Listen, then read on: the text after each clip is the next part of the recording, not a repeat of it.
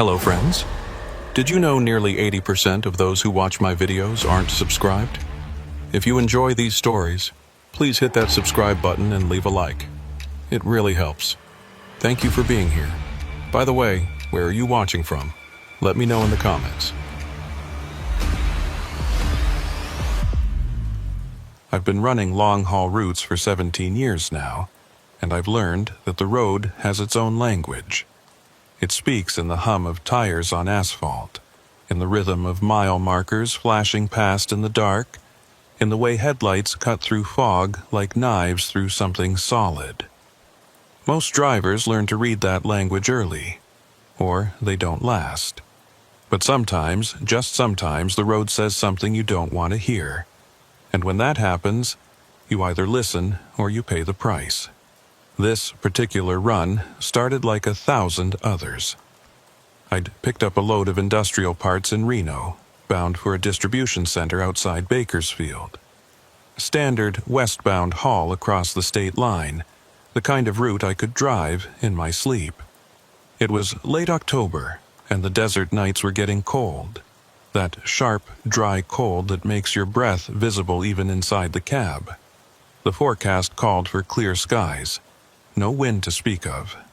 Just that endless stretch of emptiness that makes up most of the Nevada-California border. Perfect conditions, or so I thought.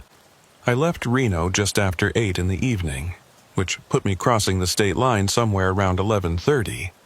That's when I like to drive, when the highway empties out and it's just you and the road and whatever thoughts you brought along for company. The radio was playing some old country station out of Sparks. Merle Haggard singing about silver wings and broken hearts, and I remember thinking how perfectly that kind of music fit the landscape. Nothing but sagebrush and darkness stretching out in every direction, the occasional pair of taillights way up ahead, disappearing around curves you couldn't quite see yet. The CB had been quiet most of the night. A few scattered conversations between drivers heading east, somebody complaining about construction backup near Winnemucca, but nothing worth joining in on. I kept it on channel 19 out of habit, the static buzz providing a kind of white noise that filled the spaces between songs. My name's Roy Tanner, and I've learned over the years that the CB is more than just communication. It's a lifeline. A way to stay connected to other people doing the exact same thing you're doing, fighting the same loneliness, covering the same miles. Even when nobody's talking, just knowing it's there makes the night feel a little less empty. I crossed into California around 11:45, the state line marked by nothing more than a faded sign half buried in tumbleweeds. The highway stretched ahead like a ribbon of darker darkness, cutting through the desert with the kind of geometric precision that makes you forget you're in the natural world. Out here, everything feels artificial, like someone drew the road with a ruler and forgot to add any of the details that make a place feel real. No trees, no buildings, just mile markers and the occasional reflector post catching your headlights. That's when I first noticed the overpass.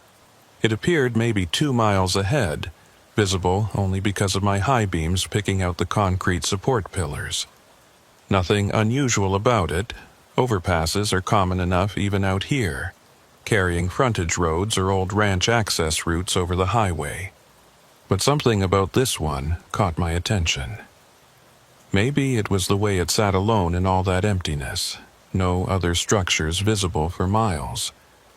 Maybe it was the way the shadows pooled underneath it, darker than they should have been given the clear sky and bright stars. Or maybe it was just the timing, the way it appeared right as Merle Haggard's voice faded out and the radio filled with static. I glanced at the clock on my dash. 11:47 p.m. The numbers glowed green in the darkness, and I remember thinking how precise they looked, how certain.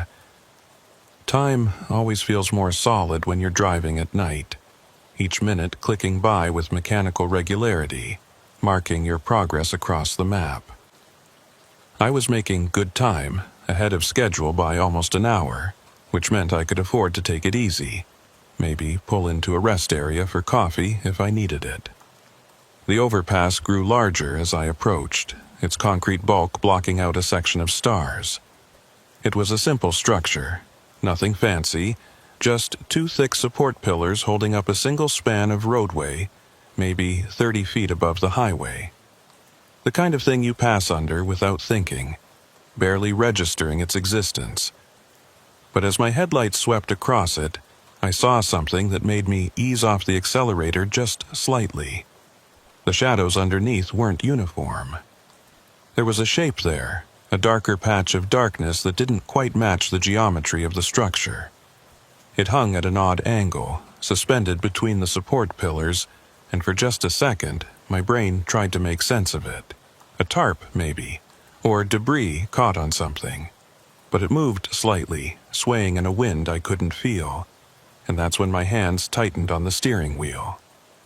I passed under the overpass doing about 65, my eyes locked on the rearview mirror, watching that strange shadow recede into the distance. The moment I cleared it, the radio snapped back to clarity, Merle Haggard's voice returning mid-verse like nothing had happened. But something had happened. I could feel it in my chest. That tight, compressed feeling you get when your instincts are screaming at you but your rational mind hasn't caught up yet. I checked the mirrors again, but the overpass was already fading into the darkness behind me. Just another anonymous structure on an anonymous stretch of highway. The CB crackled then, just once. A brief burst of static that resolved into silence. I turned up the volume slightly, listening for voices, for anything that might explain the sudden interference. Nothing, just the endless hiss of empty airwaves. I kept driving, telling myself it was nothing, just a dead zone in the radio coverage, just my imagination filling in the blanks.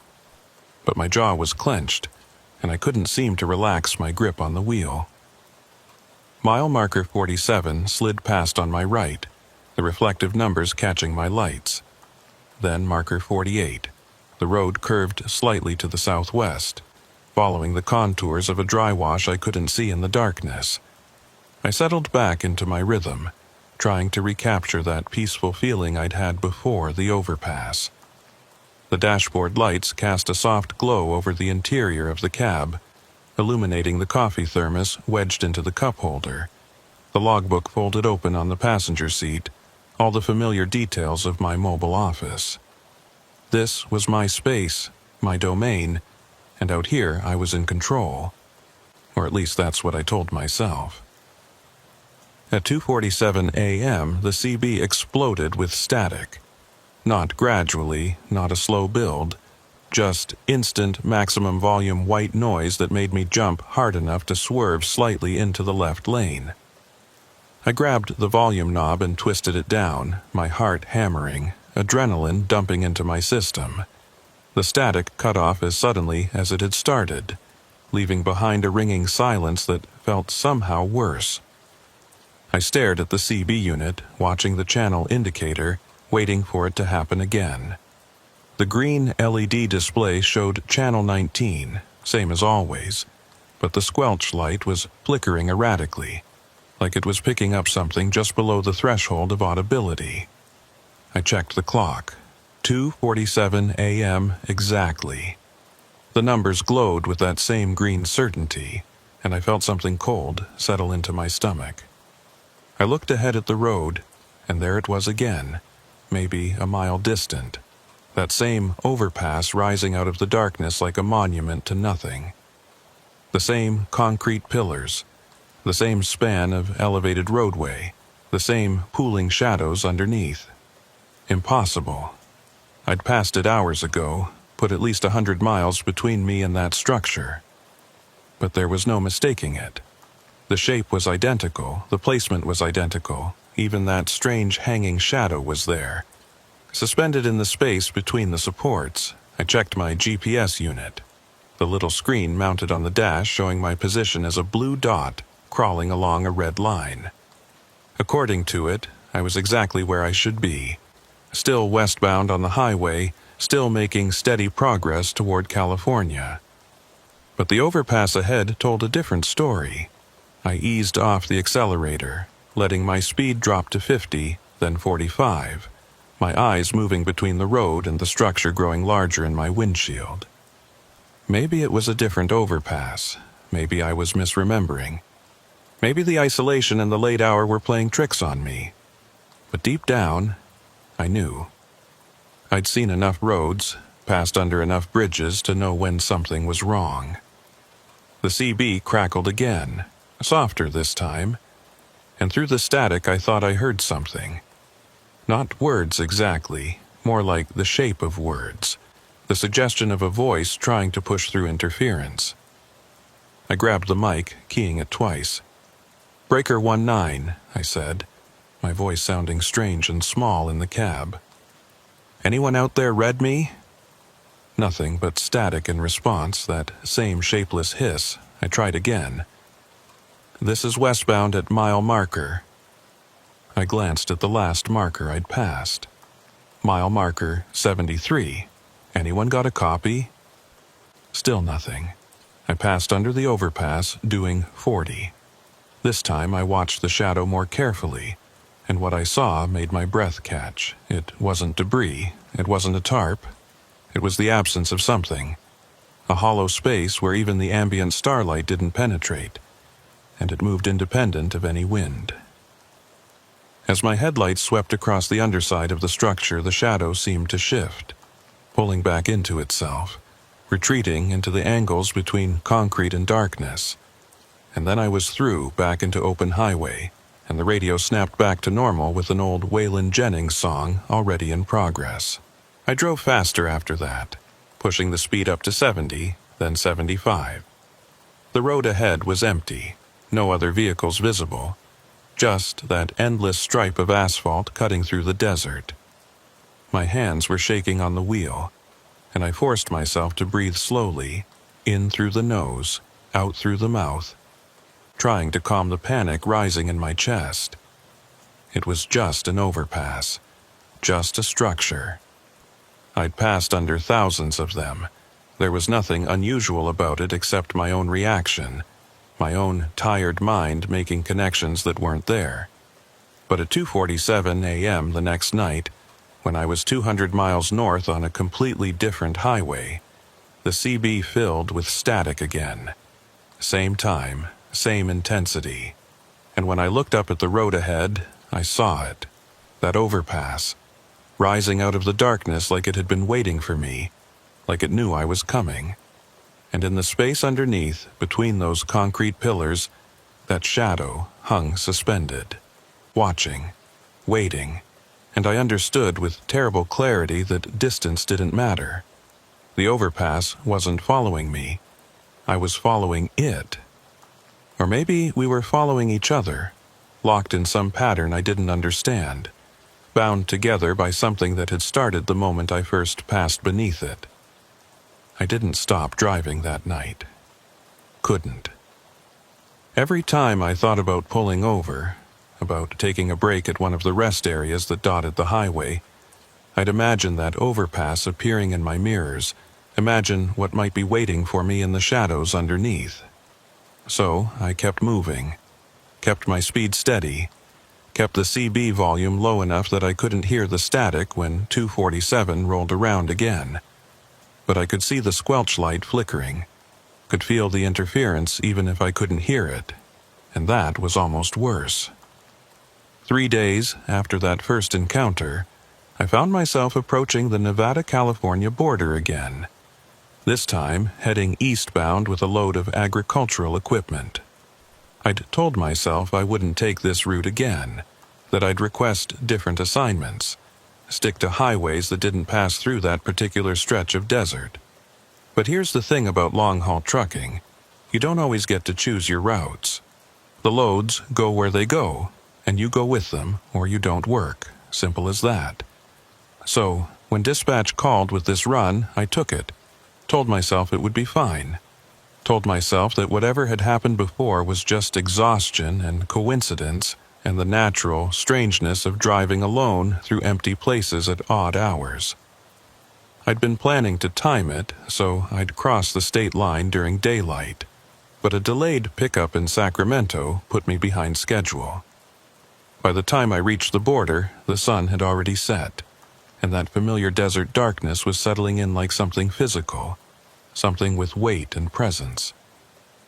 The temperature had dropped fast, the way it does out here when the sun disappears, and I had the heater running low, just enough to take the edge off.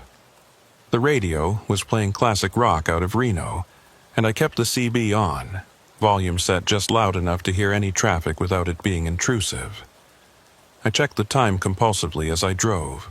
10:15 p.m., 10:22 pa, 10:30 p.m.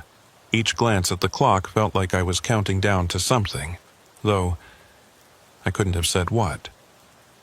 The rational part of my brain kept insisting that 2:47 a.m. was hours away, that I'd be long past this section of highway by then, probably pulled over for the night at a truck stop with bright lights and other people around. But another part of me, the part that had learned to trust instinct over logic, knew better. Time and distance didn't work the same way out here. Not anymore. Not since that first night. Mile markers clicked past with mechanical regularity. Marker 45. Marker 46. I was watching for it now, scanning the road ahead for any sign of that overpass. My hands tight on the wheel, my shoulders tense. The highway curved gently through the darkness, following the natural contours of the land, and I found myself reading the landscape differently than before, looking for the telltale rise of an elevated structure, the break in the horizon that would signal its approach. But the road stayed flat, stayed empty, and slowly, gradually, I started to relax. Maybe it wouldn't appear this time. Maybe whatever connection had formed between us had been severed, dissolved by time and distance and the simple act of moving forward. At 11:43 p.m., I passed under an overpass. Not the overpass, just a normal structure carrying a county road over the highway, well lit by a pair of sodium vapor lamps, their orange glow pushing back the darkness. A pickup truck sat on the overpass, its hazard lights blinking, and I could see the silhouette of someone standing by the hood, probably dealing with engine trouble. Normal. Real. I gave 2 short blasts on my air horn as I passed, a show of solidarity between travelers, and I saw the figure wave in response. The sight of another human being, even just their shadow, filled me with a relief so intense it was almost physical. I wasn't alone out here. The world was still solid, still followable, still bound by rules I understood. But then I checked my mirrors, just a casual glance to see if the pickup driver needed help, and the overpass was gone. Not just empty, but absent. The space where it should have been showing nothing but desert and stars. I blinked, looked again, and it was back. The orange lights steady, the hazard flashers still blinking. I must have looked away, must have been checking a different mirror. My eyes were tired, that was all, playing tricks in the darkness. I forced myself to focus on the road ahead, to stop checking the mirrors, to just drive. The CB had been quiet all night, not even the usual scattered chatter between drivers. Just empty channels, and occasional bursts of static that could have been atmospheric interference or distant conversations bleeding through from too far away to make out words. I'd tried reaching out a few times, calling for anyone listening, but my transmissions vanished into that electronic void without response.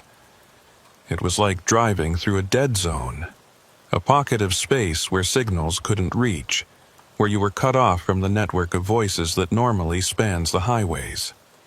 Being alone in the cab was one thing. Being alone on the radio was something else entirely. At 2:15 a.m., I started looking for a place to stop. Not because I was tired, though I should have been after nearly 6 hours of driving. Not because I needed fuel or food, or any of the normal reasons a driver pulls over. I wanted to be stopped. Wanted to have the engine off and the parking brake set and my feet on solid ground when 247 rolled around. Some superstitious part of me believed that if I wasn't moving, if I wasn't actively traveling along that highway, then maybe the pattern would break. Maybe the overpass would pass me by, would find some other driver to shadow, some other route to haunt. I saw a rest area sign at mile marker 68. 2 miles ahead, the standard blue highway symbol showing parking and restrooms and picnic tables. Perfect. I could pull in, kill a half hour, let 247 come and go while I was safely parked with other travelers around me. I moved into the right lane, started slowing down, and that's when I noticed something wrong with the mile markers. The last one I'd passed had been 68, but the next one said 66. I was going backwards, or the markers were. Either way, the math didn't work, couldn't work, but there was the number glowing in my headlights, clear and undeniable. Mile marker 66.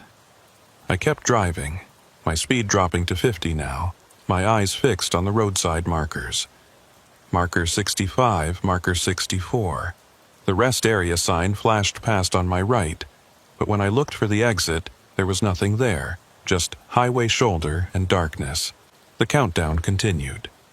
Marker 63, marker 62. And then I saw it rising in the distance, that familiar shape breaking the horizon. And I knew with absolute certainty that I'd been driving toward it all along, that every mile I'd covered had somehow been bringing me closer to this moment, this place, this structure that existed outside the normal flow of distance and direction. The CB crackled at 2:46 a.m., 1 minute early, and through the static I heard something that made every hair on my body stand up. It was a voice, distorted and broken, but definitely a voice, and it was saying numbers. Marker 47, marker 47, over and over, in a flat, mechanical cadence that didn't sound quite human. I grabbed the mic, my thumb hovering over the transmit button, but I didn't key it. What would I say? Who was I trying to reach? The voice on the CB wasn't calling for help. It was calling out a location. It was marking territory. At 2:47 a.m. exactly, I passed under the overpass. This time, I was ready for it. My high beams on, my eyes searching the darkness under the structure for that hanging shadow. And I saw it. Not just a shape this time, but detail. It was wrong in ways I couldn't quite process, wrong in ways that made my vision blur when I tried to focus on it directly. It had depth but no substance, movement but no form, and where my headlights hit it, the light didn't reflect or absorb. It just stopped, like the shadow was eating the photons, pulling them into itself and giving nothing back. The span of time under the overpass felt stretched, extended beyond what physics should have allowed. My speedometer showed 60 miles per hour, but it felt like I was crawling, like the space beneath the structure was somehow longer than it should be. The distance between the entry and exit multiplied by some factor I couldn't calculate. And in that extended moment, I saw movement in my peripheral vision. Saw that shadow shift and flow and reach.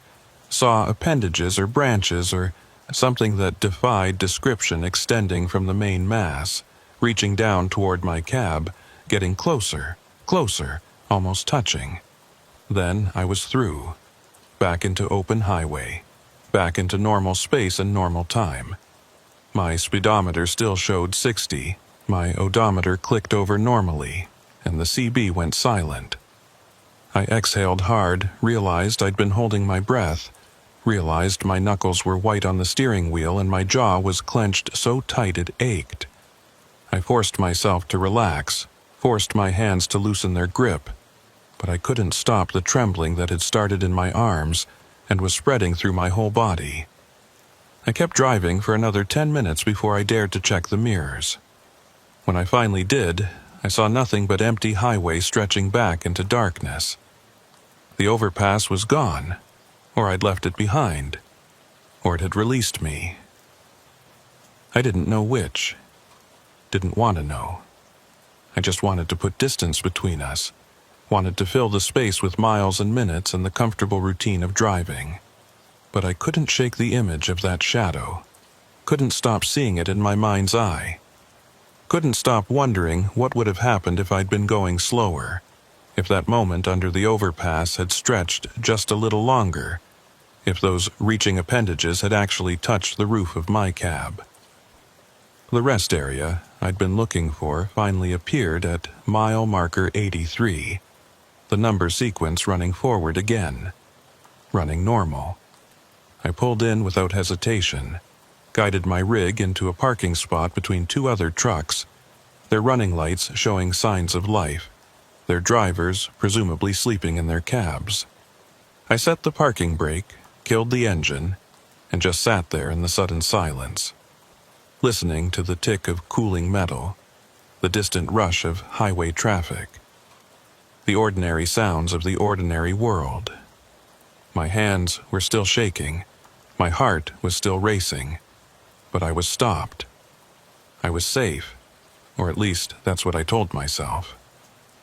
I climbed out of the cab on unsteady legs, my boots crunching on gravel as I walked toward the rest area building. It was a simple structure, brick and glass and fluorescent lights, the kind of place that exists only as a waypoint, a brief intersection with civilization in the midst of long journeys. The lights were bright, almost painfully so after hours of darkness, and I squinted as I pushed through the glass doors. The restrooms were empty, cleaned recently enough that the smell of industrial disinfectant still hung in the air.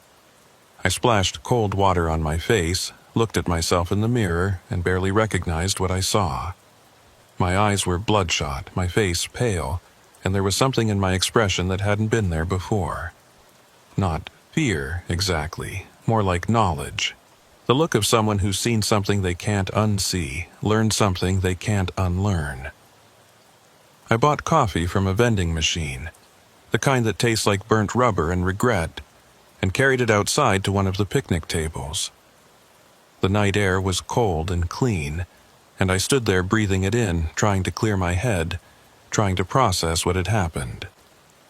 Other trucks were pulling in and out of the rest area, their air brakes hissing, their engines rumbling, and the normality of it all felt surreal. How could they just keep driving? How could they pass through that same stretch of highway without noticing? Was I the only one who saw it, or were there others, other drivers who'd encountered that overpass and never spoke about it, who kept their experiences locked away because talking about it would make them sound crazy? I pulled out my phone, thinking I'd search online, see if anyone else had reported strange experiences on this highway. But I had no signal. The rest area was in a dead zone, too far from any cell towers to pick up coverage. Just like the CB, just like everything out here, I was cut off, isolated, left to figure this out on my own. I drank the terrible coffee and waited for dawn, watching the eastern horizon for the first hint of light. And when the sun finally rose, painting the desert in shades of orange and gold, I felt something like relief. Daylight meant safety. Daylight meant the rules went back to normal. I climbed back into my cab around 7 a.m., after other drivers had started moving, after the parking lot had filled with the sounds of engines starting and gears shifting and the normal business of the road resuming. I checked my logbook, calculated my hours, and realized I needed to keep moving if I was going to make my delivery on time. The eastbound highway stretched ahead, and I pulled onto it without looking back, without checking my mirrors for any sign of that overpass. I didn't want to know if it was still there, didn't want to give it any more attention than I already had. But as I merged into traffic, as I settled into the rhythm of driving, and the comfortable monotony of mile markers passing by, I caught myself watching the clock. 2:47 a.m. was hours away, but I was already counting down to it, already dreading it, already knowing that tonight, and every night after, I'd be watching for it. The overpass had marked me somehow, had established some kind of connection I didn't understand. and I knew with cold certainty that no matter what route I took, no matter how far I drove, eventually I'd see it again.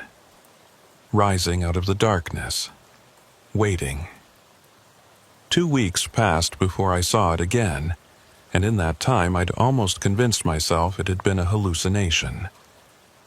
Stress, exhaustion, too much coffee, and not enough sleep combining to create something that felt real but wasn't.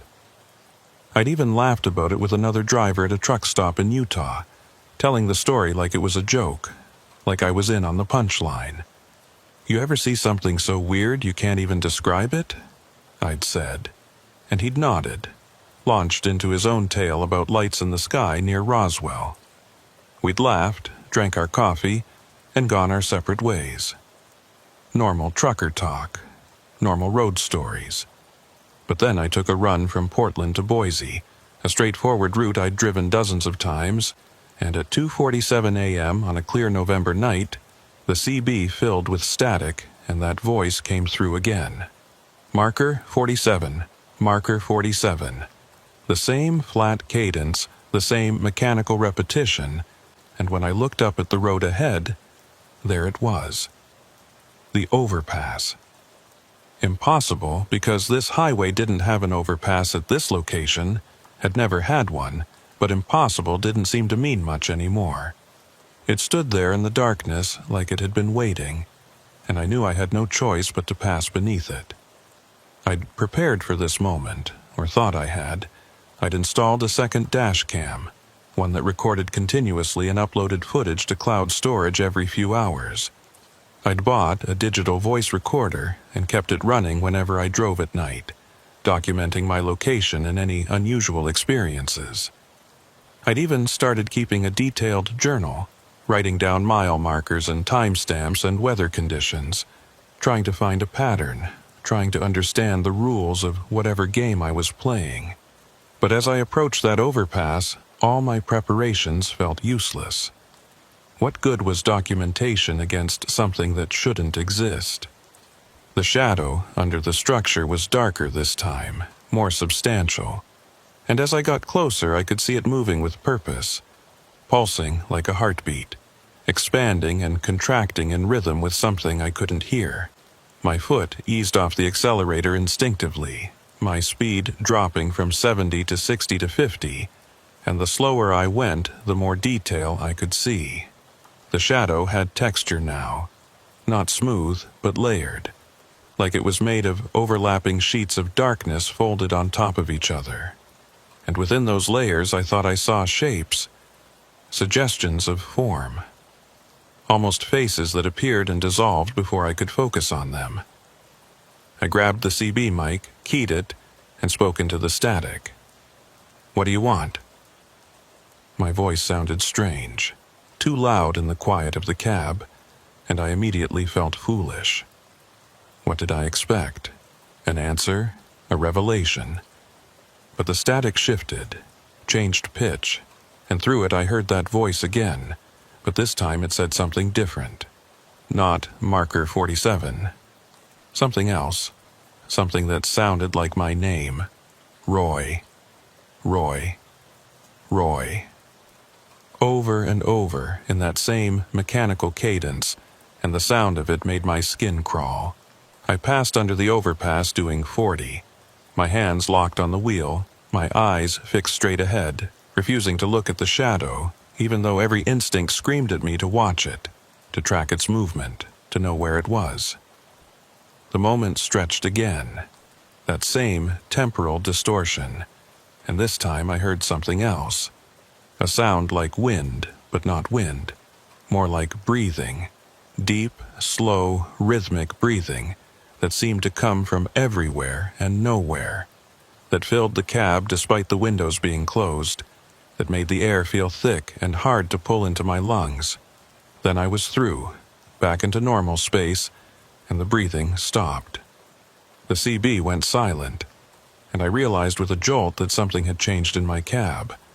The temperature had dropped, not gradually but instantly, and I could see my breath misting in the air. My heater was still running, still set to the same temperature it had been, but the cab felt like a freezer. I cranked the heat up to maximum, held my hands in front of the vents, and waited for warmth that was slow to come. Even after 10 minutes of driving, even after the temperature gauge showed normal, I couldn't shake the chill that had settled into my bones. I pulled into a truck stop outside of Twin Falls around 4 a.m., parked under the brightest lights I could find, and went through my vehicle inspection like I was searching for contraband. I checked every panel, every door, every possible place something could hide or attach itself, looking for I don't know what. Evidence. Proof.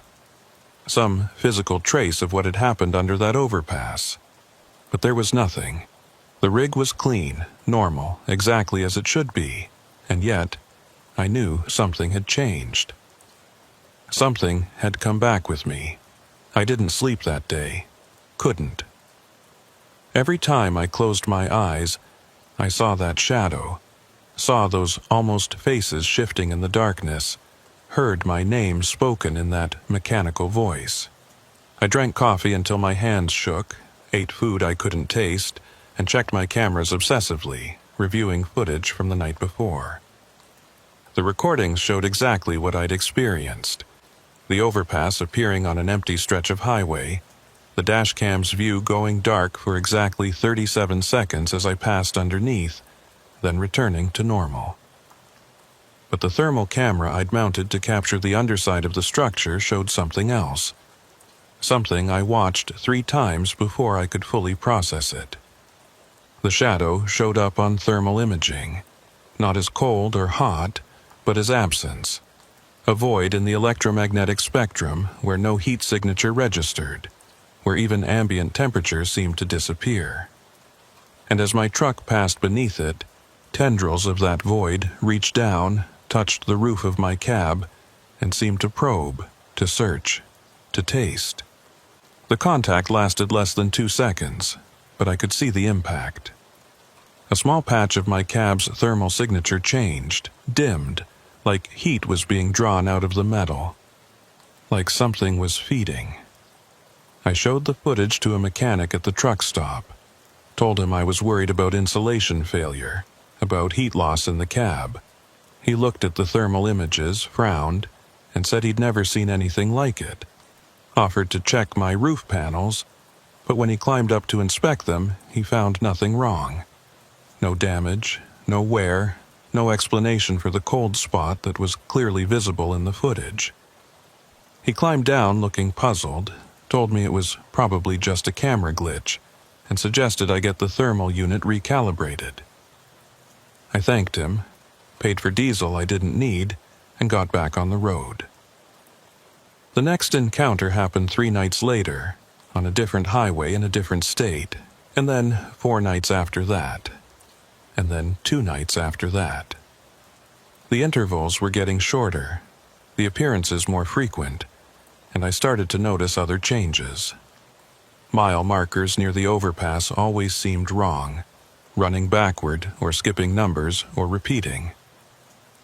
The GPS would show my location shifting slightly, placing me a 1/4 mile or half a mile from where I actually was. And the CB, even when the overpass wasn't visible, would crackle with that static at 2:47 a.m., like it was marking time, counting down to the next appearance. Other drivers started to notice something was off about me. I could see it in their expressions when I'd pull into truck stops, the way they'd glance at my rig and then away, like there was something about it they didn't want to acknowledge. A few times, people I knew, drivers I'd been friendly with for years, wouldn't make eye contact, wouldn't engage in conversation. One guy I'd known since my rookie years, a veteran hauler named Dale, who taught me half of what I know about the road, actually crossed to the other side of a parking lot to avoid passing near my truck. When I caught up with him later and asked what was wrong, he just shook his head and said, "Can't explain it, Roy. Something about your rig just feels off. You might want to get it blessed or something." I laughed it off at the time, but his words stuck with me. Get it blessed. Like the truck was cursed, Like something from those old trucker legends about haunted highways and ghost riders had attached itself to my vehicle. I'd always dismissed those stories as entertainment, campfire tales to pass the time. But now I wasn't so sure. Maybe there was truth in them. Maybe other drivers had experienced exactly what I was going through, and the stories were their way of warning others, of putting language to something that defied description. I started researching online during my downtime, searching for any reports of strange overpasses, unusual structures, temporal anomalies on highways. I found more than I expected. Forums full of drivers describing experiences similar to mine. Structures appearing where they shouldn't. Time distortions. Shadows that moved with purpose. Most of the posts were old, some dating back years, and most of them ended the same way. The driver would post their initial experience, would document one or two follow-ups, and then would go silent. No final update. No resolution. Just absence. I tried contacting some of them, sending private messages asking if they'd found answers, if they'd figured out how to make it stop. Most messages went unanswered. A few bounced back with notifications that the accounts had been deleted, but one driver, a woman who'd posted about a similar overpass in New Mexico, wrote back. Her message was brief, typed in all lowercase like she was too tired for proper grammar. Stopped driving, sold my rig, got an office job. Still see it sometimes when I close my eyes. Don't know if it ever really lets go. Sorry I can't help. Good luck. That message terrified me more than any of the encounters with the overpass itself. The idea that it might be permanent, that even leaving the road wouldn't free me from it made everything feel hopeless. But I couldn't stop driving. This was my life, my career, my identity. I was a trucker, it was all I knew how to be. So I kept taking loads, kept covering miles, and kept watching the clock count down to 2:47 a.m. every night, knowing that sooner or later I'd see that overpass rising in the darkness ahead. The rest areas became my refuge. I started timing my routes to ensure I'd be parked somewhere, anywhere. When 2:47 rolled around, I'd pull in around 2 a.m., kill the engine, and sit there in the cab with all the lights on, watching the clock, waiting for the moment to pass. And most nights, it worked. Most nights, the static would come and go without the overpass appearing, and I'd breathe a sigh of relief and know I was safe for another 24 hours. But not always. Sometimes, even parked, even surrounded by other trucks and lights and the infrastructure of civilization, I'd look out my windshield at 2:47 a.m. and see it there, just beyond the rest area's fence, standing in empty desert where no structure should be, its shadow pooling under the lights like spilled ink. Those nights were the worst, knowing it was close, knowing it was watching, knowing that the only thing protecting me was a chain-link fence and a couple hundred yards of parking lot. I started sleeping during the day, forcing myself to adjust my schedule so I'd be awake at night, alert when the overpass was most likely to appear. My logbook became a mess of violation entries, hours that didn't add up, rest periods that happened at the wrong times. Dispatch started asking questions, suggesting I might need to take some time off, see a doctor, get my head straight. But I couldn't explain, couldn't tell them the truth, so I just kept driving. It was mid-December when everything changed, when I learned the truth about the overpass, when I understood that what I'd been experiencing wasn't supernatural or paranormal, or any of the other words we use to describe things we don't understand. It was worse than that. It was geographical. I'd taken a load from Denver to Sacramento, a route that took me back through that same stretch of Nevada-California border where it had all started. I'd been avoiding this specific highway for weeks, but my dispatcher had been insistent, had even implied that my job might be at risk if I kept turning down assignments. So I'd accepted, told myself I could handle it. Told myself that maybe enough time had passed that the overpass would leave me alone. I was wrong. I saw it for the first time around 11 p.m., still 100 miles from the border. It appeared on the roadside, not over the highway but beside it, standing in open desert like someone had built a bridge to nowhere. The structure glowed faintly in my headlights, and I could see that shadow underneath, darker and more substantial than ever before. I kept driving, keeping my eyes on the road, but I could feel it tracking my movement, could feel its attention like a weight on the side of my face. By midnight, I'd seen it 3 more times, always off to the side, always watching, and each time it was closer to the highway, like it was migrating, repositioning itself for something. At 2:30 a.m., I passed a rest area and made a split-second decision to pull in, to try to wait out whatever was coming. But as I slowed down, as I started to move into the exit lane, I saw the overpass standing at the end of the off-ramp, blocking the way into the rest area. Not metaphorically, literally. The structure was there, solid and real, and there was no way to reach the parking area without passing beneath it. I swerved back onto the highway, my heart hammering, and kept driving. The CB crackled at 2:47 a.m., right on schedule, but this time the message was different. Not my name, not marker numbers, just a single word, repeated over and over in that mechanical voice. Tonight, tonight, tonight. I saw the real overpass, the one from that first encounter, appear 5 miles ahead. But this time I could see other structures behind it, a whole line of them stretching back into the darkness like a convoy, like a procession. They were all identical, all casting the same impossible shadow, and they filled the horizon from edge to edge. There was no way around them, no way to turn back.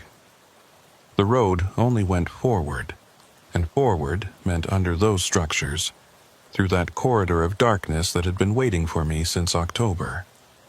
I thought about stopping, just pulling over to the shoulder and refusing to move, forcing them to come to me if they wanted me. But I knew instinctively that stopping was worse, that the only safety was in motion, in pushing through whatever was waiting ahead. So I kept my speed steady at 65, watched the first overpass grow larger in my windshield, and prepared myself for what was coming. The moment I passed under the first structure, everything changed. The world outside my windows disappeared, replaced by that same deep darkness I'd seen in the thermal footage, that void where heat and light and everything else went to die. My headlights stopped working, not because they'd failed, but because there was nothing for them to illuminate. The dashboard lights stayed on, casting a faint glow over the interior of the cab, but everything beyond my windshield was absolute absence. I could still feel the truck moving, could feel the vibration of tires on asphalt, could hear the engine running steady, but I had no sense of direction, no sense of speed, no sense of how far I'd traveled or how much farther I had to go. The odometer stopped advancing.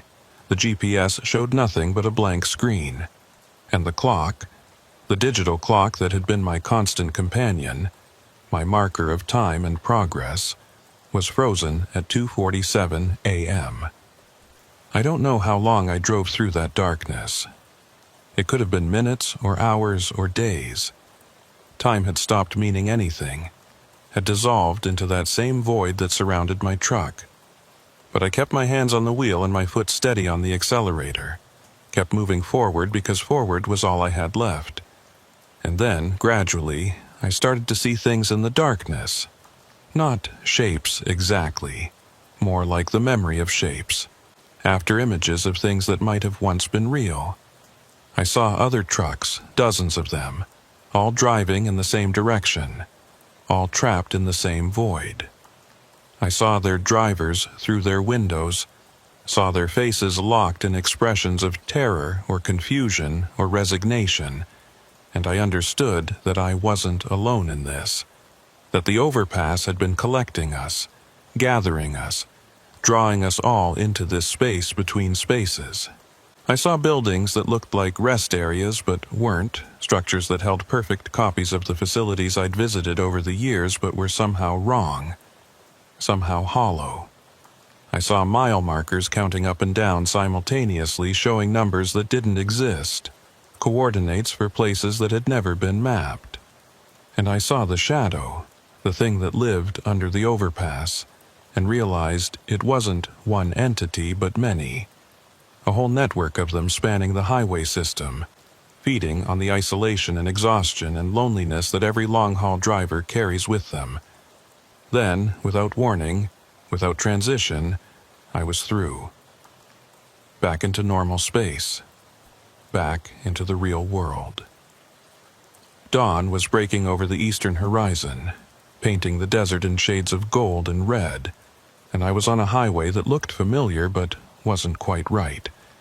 The mile markers were wrong, the exit signs showed towns I'd never heard of, and my GPS had reset itself completely, showing no history, no saved locations, no record of any of the routes I'd driven. I pulled over at the first opportunity, killed the engine, and just sat there as the sun rose higher, washing the darkness away, making everything look normal and safe and real. But I knew better now. I'd seen what waited under those overpasses, had experienced firsthand the space between the places we know, the void that exists in the margins of our maps and routes and schedules. And I understood that I'd never really escape it, that it would always be there, waiting for 2:47 a.m., waiting for the moment when I was alone and isolated and vulnerable. I called my dispatcher that morning, told them I needed time off, told them I wasn't feeling well. They gave me 2 weeks, and I spent that time trying to research what had happened, trying to find some official record of that overpass, some proof that it existed outside my own experience. What I found was worse than nothing. I found accident reports from that section of highway, dozens of them, all clustered around the same general area. Trucks that had driven off the road for no apparent reason. Drivers who'd been found dead in their cabs with no signs of injury or distress. Vehicles that had simply vanished between 1 mile marker and the next, never to be seen again. The reports went back decades, all the way to when the highway was first built, and they all shared the same details. The incidents happened at night, usually between 2 a.m. and 3 a.m., and they always occurred near mile marker 47. I dug deeper, found historical records about the highway's construction, and learned something that made my blood run cold. The original plans had included an overpass at mile marker 47, a structure meant to carry a county service road over the highway.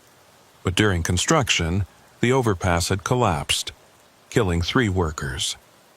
The project was abandoned, the bodies never recovered, and the service road was rerouted.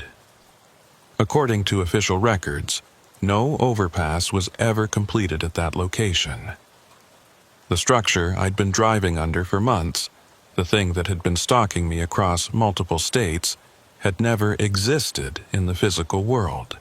But it existed somewhere, in some space between intention and reality, between what was planned and what was built.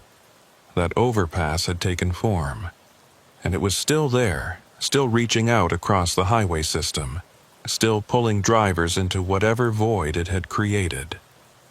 The workers who'd died during the collapse, were they part of it now?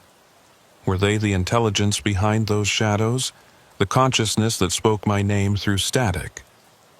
I didn't know, couldn't know.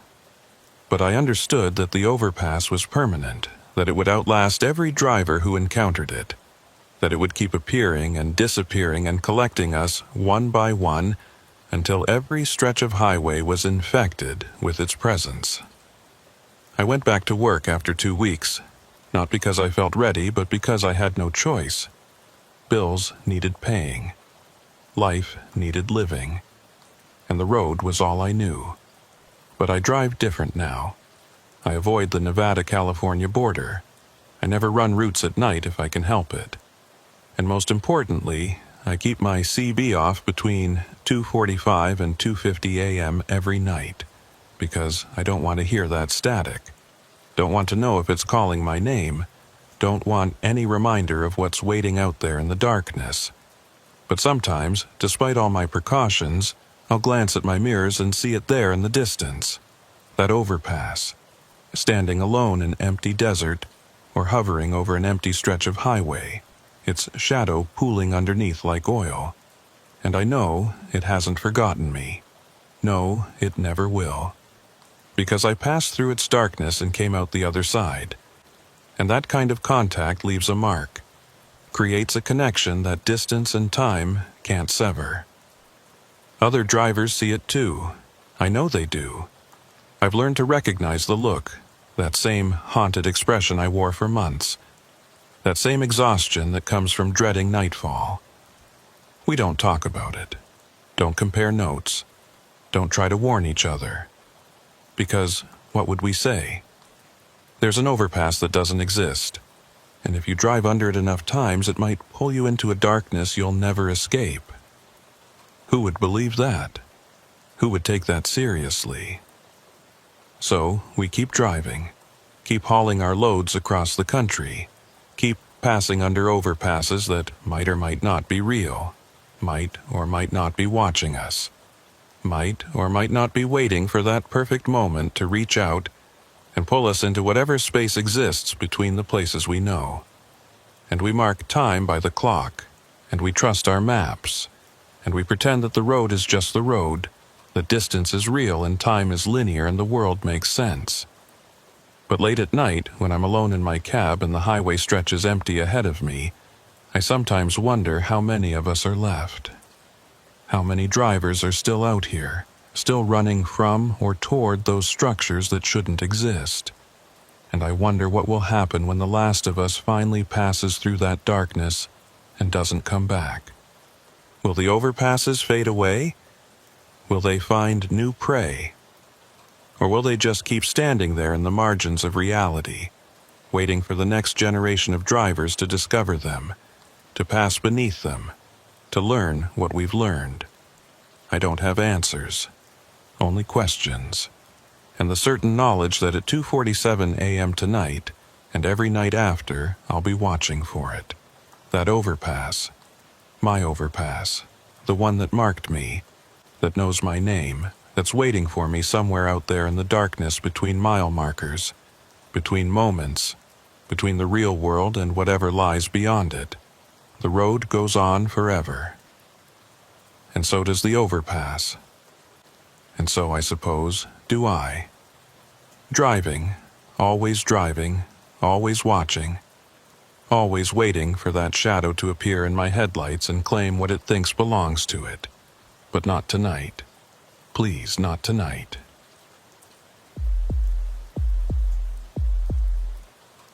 "22 years on the road teaches you to trust your tools. Your maps, your GPS, your instincts, they all work together to keep you on course, to get you from point A to point B, without incident.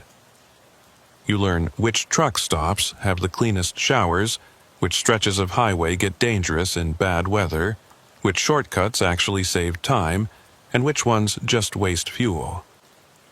The job is about patterns and routines, about building a system that works, and sticking to it. So when your GPS tells you to do something that doesn't make sense, that goes against every map you've ever read and every route you've ever run, you notice, you pay attention, and if you're smart, you don't follow it. I'm Mason Cole, and I've been hauling freight across the Southwest since 2001. I know these roads like I know my own face in the mirror, every curve and grade and peculiarity. The desert routes are my specialty. The long, empty stretches through New Mexico and Arizona where you can drive for an hour without seeing another vehicle, where the landscape doesn't change and time seems to move differently. Most drivers hate these runs, find them boring or unsettling, but I've always found them peaceful.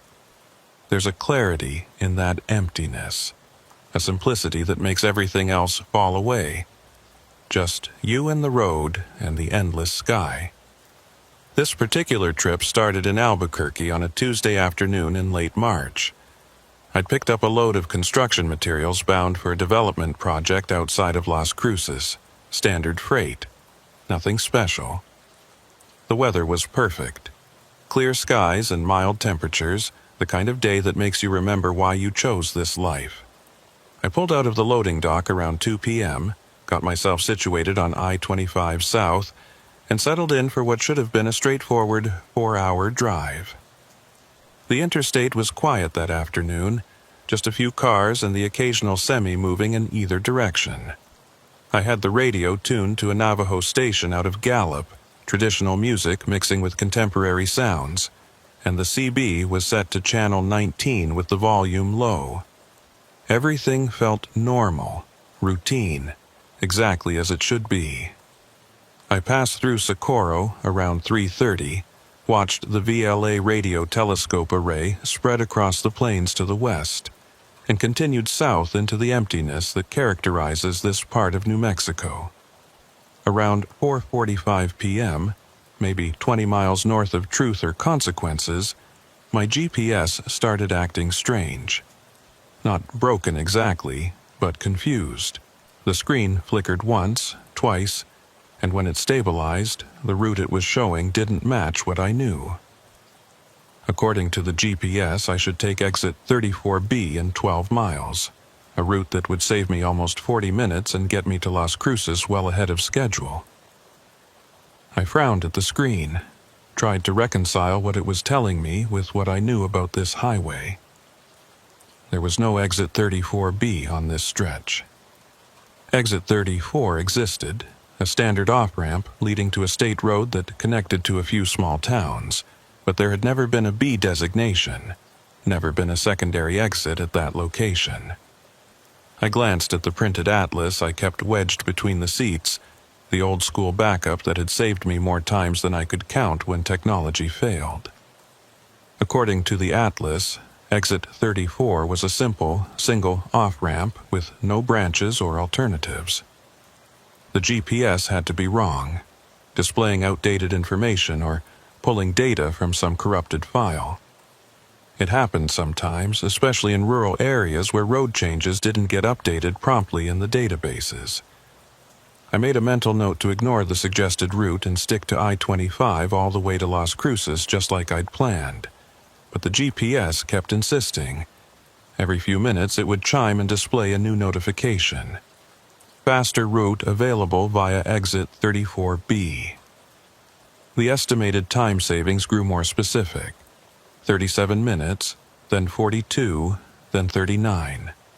The precision struck me as odd, like the system was calculating something in real time, adjusting its predictions based on conditions I couldn't see.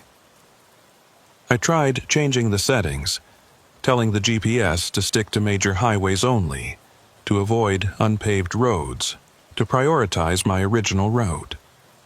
Nothing worked. It kept showing that exit, kept promising time savings, kept chiming with increasing frequency. By the time I reached the 10-mile marker before exit 34, the GPS had become almost frantic in its insistence. The screen pulsed with notifications, the chimes sounding every 30 seconds, and the route display had zoomed in to show exit 34B in detail. According to this view, the exit split from exit 34 about halfway down the off-ramp, branching to the east on a road that curved around a series of low hills before rejoining the interstate 40 miles south. The road looked legitimate in the GPS rendering, marked as a state highway with the proper designation, NM 447. I'd never heard of it, never seen it on any map, but the GPS displayed it with the same authority it showed every other road in its database. I passed a sign marking 5 miles to exit 34, and that's when I noticed something that made my hands tighten on the wheel. The landscape around me had changed, subtly, but definitely. The hills that had been visible to the east were closer now, arranged differently than I remembered, and the quality of light had shifted. It wasn't quite sunset, wouldn't be for another 2 hours, but the sun seemed lower, the shadows longer, like time had jumped forward without my noticing. I checked the dashboard clock, 5:03 p.m. Exactly when it should be, but the light was wrong. The CB crackled with a brief burst of static, just enough to make me glance at it, but no voices came through. The channel indicator showed 19, same as always, but the signal strength meter was fluctuating wildly, bouncing from full bars to nothing and back again. I keyed the mic, called out for anyone listening, but got only silence in return. Not even static, just empty air, like I was transmitting into a void. Exit 34 appeared ahead, the green highway sign exactly where it should be, and I started to move into the right lane out of habit before I remembered I wasn't taking it. But as I drew closer, I saw something that made me ease off the accelerator and stare. The exit sign had 2 arrows, one pointing to the standard off-ramp marked Exit 34, State Road 187. And below it, smaller but clearly visible, another arrow pointing to a split in the ramp itself. Exit 34B, State Highway 447. The sign was official, proper green reflective material with white lettering, identical in style to every other exit sign on the interstate. It looked like it had been there for decades, weathered and faded by years of desert sun. I checked my mirrors, saw no traffic behind me, and made a decision I'd spend weeks questioning.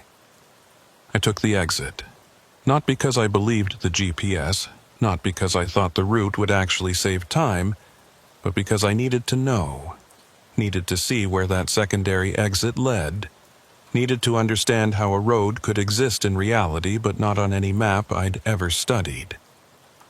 Curiosity, that's what I told myself. Professional thoroughness. The desire to update my own knowledge of these routes. But looking back, I think it was something else. I think the road wanted me to take it. And I think, on some level, I didn't consciously acknowledge, I knew that. The off-ramp curved down from the interstate in a smooth arc, exactly like 1,000 other exits I'd navigated. But halfway down, I saw it. A split in the pavement. A branch leading east while the main ramp continued west toward State Road 187. The branch was marked with a small blue sign, 447 East.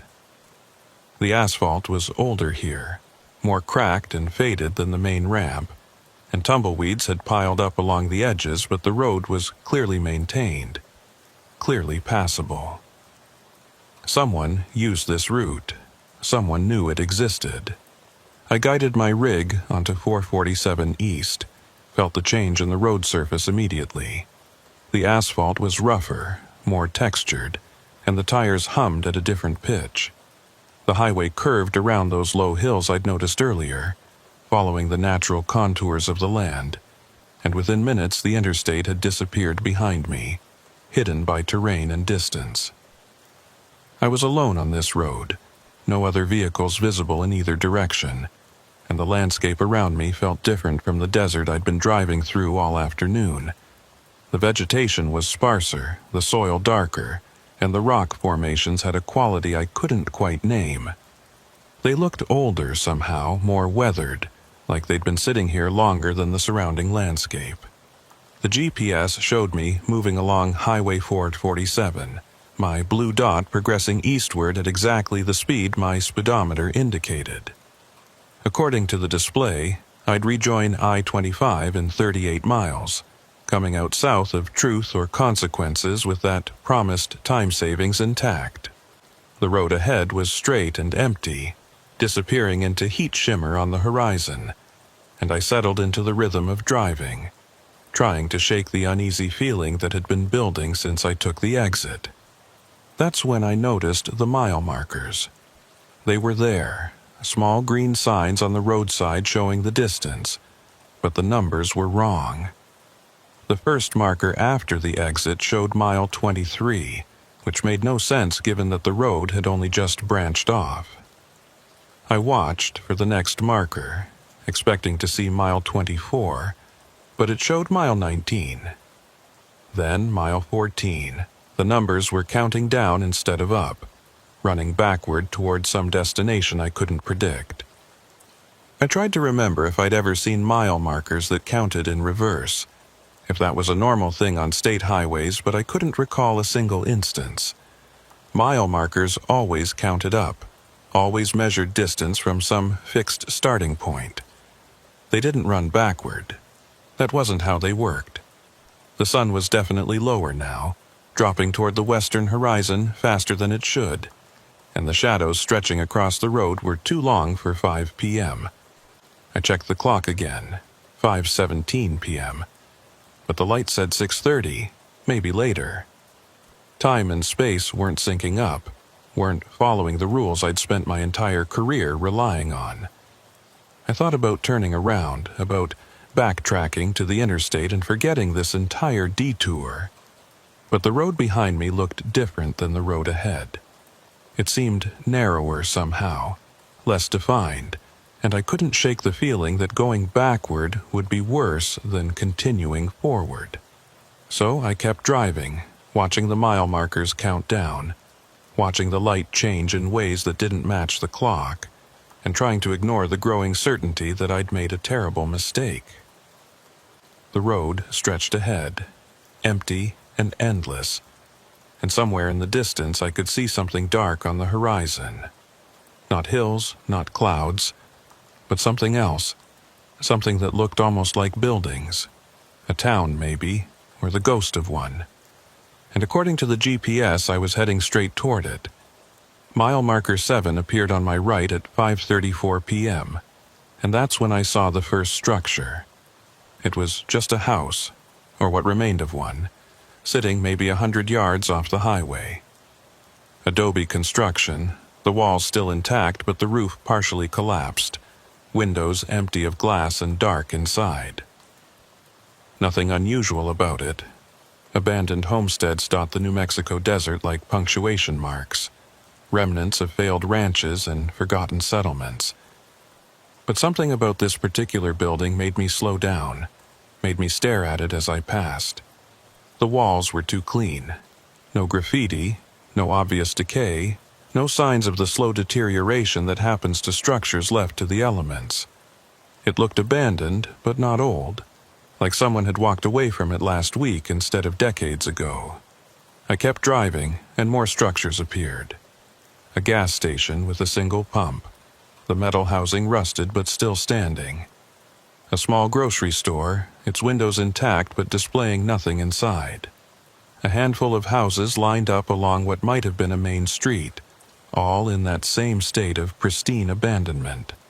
And then, at mile marker 3, I saw the sign, "Welcome to Madera Springs, population 342. The sign was old, the paint faded and peeling, but the lettering was still readable. Below the population number, someone had added in smaller letters, "A good place to stop." I'd never heard of Madera Springs, never seen it on any map, never heard another driver mention it, never seen it listed in any of the truck stop guides or travel directories I'd consulted over the years. But here it was, a town that existed in physical space, even if it didn't exist in documented reality. The GPS showed my position clearly, the blue dot moving along Highway 447, but it didn't show the town. The map display remained blank except for the road itself. No labels or markers indicating human habitation.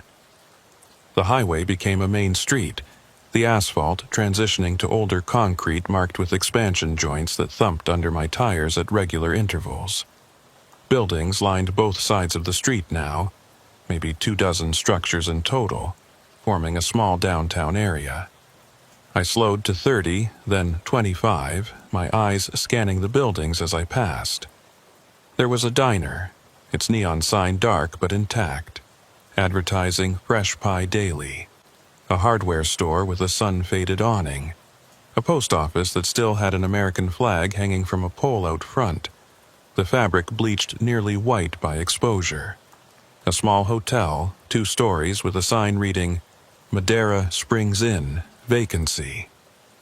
Everything was empty, every window dark, every parking space vacant. But the street was clean.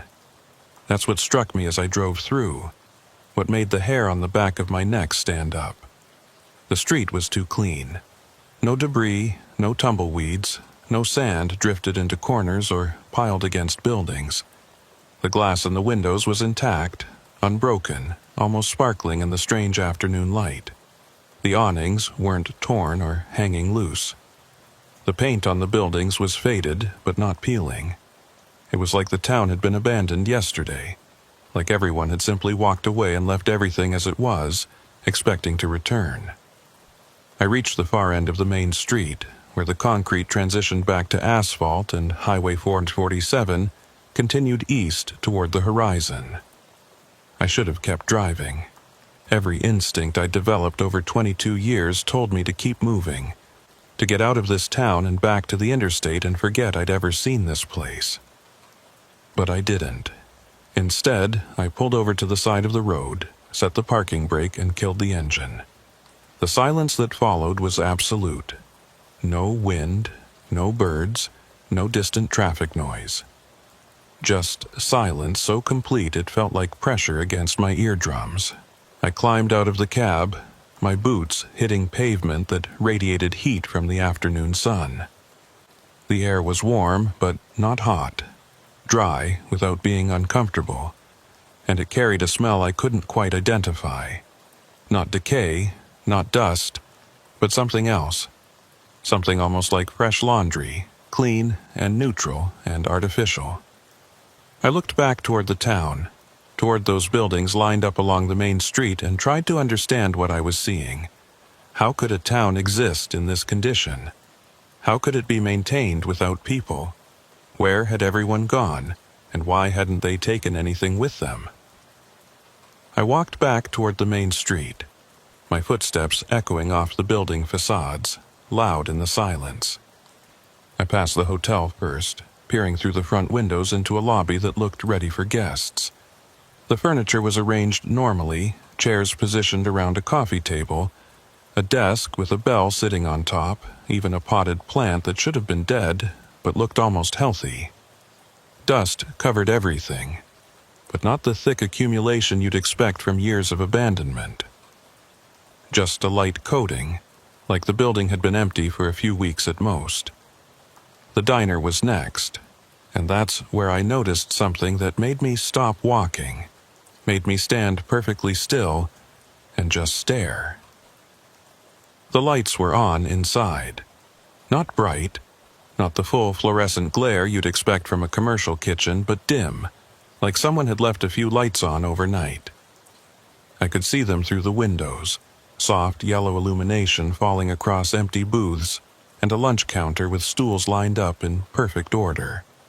And on the counter, just visible through the window, was a coffee pot sitting on a burner, steam rising from the spout. I tried the door. It was unlocked. The handle turned smoothly, the door swung inward on hinges that didn't squeak, and I stepped into the diner's air-conditioned interior. The temperature difference was immediate, going from the warm afternoon air to a cool 68 degrees in the space of a single step. The air conditioning was running, the lights were on, the coffee was hot, and there wasn't a single person anywhere in sight. "Hello?" My voice sounded wrong, too loud and too small at the same time, swallowed by the space even as it echoed off the walls. No response. I walked deeper into the diner, past booths with menus still sitting on the tables, past a pie case that contained actual pies, past a kitchen door with a window that showed cooking equipment in pristine condition. Everything was ready for business. Everything suggested that customers could walk in at any moment and be served. But there was no one to serve them. I looked at the pies more closely, leaning down to examine them through the glass case. They looked real, not props or displays. I could see the texture of the crust, the glistening of the fruit filling, the way the meringue formed perfect peaks on what appeared to be a lemon pie. But they didn't look fresh. They looked like the idea of fresh, like someone's memory of what a fresh pie should look like. translated into physical form without quite capturing the reality. The colors were slightly too vivid, the textures slightly too perfect, and there was no smell. Fresh pie should fill a diner with aroma, should make your mouth water from across the room. These pies gave off nothing, no scent at all. I left the diner without taking anything, walked back out into the silence of the main street. The sun was lower now, creating long shadows that stretched across the pavement, and I realized I'd lost track of time. I checked my watch, 6:12 p.m. I'd been in the diner for maybe 10 minutes, 15 at most, but over an hour had passed according to my watch, and the light matched that lost hour, showed early evening when it should have been mid-afternoon. I needed to leave, needed to get back in my truck and continue on Highway 447, get to wherever this road actually went, get back to the interstate and the normal world. But as I turned toward my rig, I saw someone. Just for a second. Just a glimpse of movement in one of the second-floor windows of the hotel. A shape, dark against the dim interior, standing perfectly still and looking down at me. I froze, staring up at that window, and the shape didn't move, didn't wave, didn't step back out of sight, just stood there, watching. "Hey!" I called up to the window. "You know where everyone went?" No response. The shape remained motionless, and I couldn't make out any details, couldn't even be certain it was human. It could have been a coat rack, a piece of furniture, a trick of light and shadow. But I didn't think so. It had the weight of presence, the quality of attention, and I could feel it watching me even if I couldn't see its eyes. I backed away from the hotel, keeping my gaze on that second-floor window, and nearly tripped over a curb I hadn't noticed. I caught myself, looked down long enough to find my footing, and when I looked back up, the shape was gone. The window was empty, just dark glass reflecting the sky. I stood there breathing hard, my heart racing, and tried to decide what to do. Go into the hotel? Search for whoever or whatever I'd seen? Or get back in my truck and leave this place behind? The decision was made for me when I heard the sound. It came from somewhere deeper in the town, from one of the side streets I hadn't explored, and it was wrong in ways I struggled to define. It wasn't mechanical, wasn't natural, wasn't anything I could compare to sounds I knew. It was almost like wind chimes, but deeper and more resonant, each note hanging in the air too long before fading, and underneath that, so faint I almost couldn't hear it, something that might have been voices, multiple voices, speaking or singing in unison but too distant and distorted to make out words. I ran for my truck, didn't walk, didn't look back, just ran. My boots pounded on the pavement, each step echoing off the building facades, and I had the irrational certainty that if I looked back, I'd see something I couldn't unsee, something that would change me in ways I couldn't undo. I reached my rig, yanked the door open and climbed inside, slamming it shut and hitting the lock button. My hands were shaking as I turned the key, as the engine rumbled to life, and I'd never been so grateful to hear that familiar diesel sound. I shifted into gear and started moving, accelerating faster than I should have on a town street, pushing 40, then 50, then 60, as I left Madera Springs behind. In my mirrors, I watched the town recede, watched those buildings shrink into the distance, and I swore I saw movement in several of the windows, dark shapes standing motionless and watching me go. The mile markers started counting up now, running in the right direction. Mile 4, Mile 5, Mile 6, and the landscape began to look normal again, the vegetation and soil matching what I expected from this region of New Mexico. Highway 447 continued east, running straight toward a horizon that shimmered with heat, and I kept my speed at 75, faster than was safe on an unknown road, but I didn't care. I needed distance between me and that town, needed to feel like I was making progress, needed the reassurance of motion and speed. The GPS still showed my route, still indicated I'd rejoin the interstate in another 20 miles, and I clung to that promise like a lifeline. At mile marker 14, the road crested a low rise, and I saw what lay ahead. Nothing. The highway continued for maybe another mile, visible as a ribbon of darker asphalt against the desert floor, and then it just stopped. Not gradually, not transitioning into dirt or gravel, but ending abruptly in a barrier of bare earth, like someone had simply ceased construction partway through the project. Beyond that point, there was no road at all, just empty desert stretching to the horizon. I slowed down, confusion replacing fear, and tried to reconcile what I was seeing with what the GPS showed. According to the screen, Highway 447 continued, connecting back to I-25 in another 15 miles. But my eyes told a different story. The road ended. There was no connection, no continuation, no way forward except to turn around and go back the way I'd come. Back through Madera Springs. Back past that diner with its fresh coffee and perfect pies. Back past those windows with their watching shapes. I pulled over to the shoulder about a quarter mile from where the road ended, and sat there with the engine idling, trying to think. The CB was still silent, still showing no traffic on Channel 19. My phone had no signal, hadn't had signal since I'd taken exit 34B. The GPS showed one reality, my eyes showed another. And I had no way to determine which was true. Or, if either was, the sun was setting now, definitely setting. The light taking on that golden quality that precedes dusk.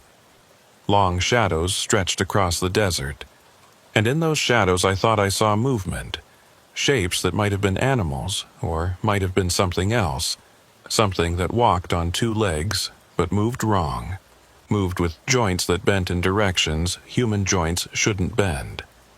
I didn't look directly at them, didn't want to confirm what I was seeing. Just kept my eyes forward, on that ending road, and tried to decide what came next. I sat there for maybe 20 minutes, engine running, hands on the wheel, staring at that point where Highway 447 simply ceased to exist. The rational part of my brain kept insisting this had to make sense somehow, that roads don't just appear and disappear, that towns can't exist without being mapped, that GPS systems don't show routes that aren't real. But the evidence in front of me said otherwise. I'd driven here, I'd walked through that town. I'd seen the lights on in the diner, the steam rising from the coffee pot. None of it should have been possible. But all of it had happened. The shadows were getting longer now, the quality of light shifting from golden to orange to something deeper, more ominous. I needed to make a decision, turn around, and go back through Madera Springs, hope I could navigate my way back to exit 34B and the interstate. Or sit here until dark and see what happened when the sun went down completely. Neither option felt safe. Neither option felt smart. But staying put while darkness felt like the worst choice, so I put the transmission in reverse, did a careful 3-point turn on the narrow highway, and started driving back the way I'd come. The mile markers counted down normally now, showing the expected progression as I retraced my route. Mile 13, mile 12, mile 11. The desert on either side looked different than it had on the drive east. The vegetation darker, the rock formations casting shadows that seemed too deep for the available light. But the road itself was solid, real, the pavement rough under my tires but clearly maintained. Someone had built this highway. Someone had put up these mile markers. Someone had created the infrastructure, even if that someone had forgotten to put it on any official maps. Madera Springs appeared at mile marker 3, exactly where I'd left it. The buildings were silhouetted against the darkening sky, windows reflecting the last of the sunlight, and as I approached the edge of town I saw that more lights had come on, not just in the diner now, but in several buildings. The hotel's lobby was lit. The hardware store had lights in its front windows. Even the gas station showed illumination from what must have been an office or service bay. The town looked occupied, looked ready for business, looked like somewhere you could pull over for dinner and a room and wake up the next morning refreshed. But there were still no people, no cars parked on the street, no pedestrians visible through the lit windows, no signs of actual habitation despite all the indicators of life and activity. I drove through the main street doing 25, my eyes moving between the buildings and the road ahead, and I noticed details I'd missed on the first pass. The post office flag was moving now, responding to a breeze I couldn't feel. The hotel's vacancy sign was lit, blinking steadily, advertising rooms that no one would rent. And the diner, that place with its perfect pies and hot coffee, now had a sign in the window that hadn't been there before. Open 24 hours, it said in red neon script. Come on in. I kept driving. Didn't slow down. Didn't consider stopping. Just maintained my speed and watched those buildings slide past in my peripheral vision. But as I reached the far end of town, as the concrete main street transitioned back to asphalt highway, I glanced in my driver's side mirror and saw someone standing in the middle of the street. A figure, perfectly still, silhouetted against the lights of the diner behind it. It was too far away to make out details, but I could see it was watching me, could see its head tracking my movement as I pulled away from town. And then, just before I looked back at the road ahead, I saw it raise one arm, not waving, not gesturing, just lifting its arm straight up, pointing at the sky, holding that position with inhuman stillness. I accelerated hard, pushing the rig up to 50, then 60, way too fast for safety, but I didn't care. The town disappeared behind me, swallowed by distance and the gathering dusk, and I fixed my attention on finding that split in the highway, that point where 447 branched off from the exit ramp and I could get back to I-25. The GPS still showed my position, still displayed my route, but it wasn't helping. It showed me traveling west on Highway 447, showed the distance to the interstate junction decreasing mile by mile, but it didn't show any landmarks I could use to orient myself. Didn't show anything except that thin red line representing the road. Mile marker 16 passed on my right, and I should have been getting close to the junction by now. I'd entered the highway at mile 23, so the exit should appear somewhere between mile 20 and mile 25, where the secondary route reconnected with exit 34's main ramp. But the mile markers kept counting up, mile 17, mile 18, mile 19, and there was no sign of the junction. Just more highway stretching ahead into the fading light, just more empty desert on either side, just more of this road that shouldn't exist. At mile marker 23, where I should have reached the junction and reconnected with civilization, the highway curved north and kept going. No split, no exit ramp, no sign that this road had ever connected to anything.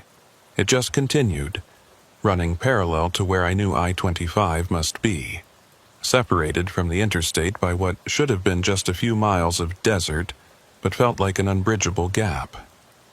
I thought about leaving the highway, about cutting across the open desert and trying to reach I-25 on foot, but that was insane. I had no water, no navigation equipment, and night was coming fast. I'd die out there, lost in the desert, while my truck sat empty on a highway that didn't exist. The CB crackled suddenly, making me jump. Not static this time, but a voice.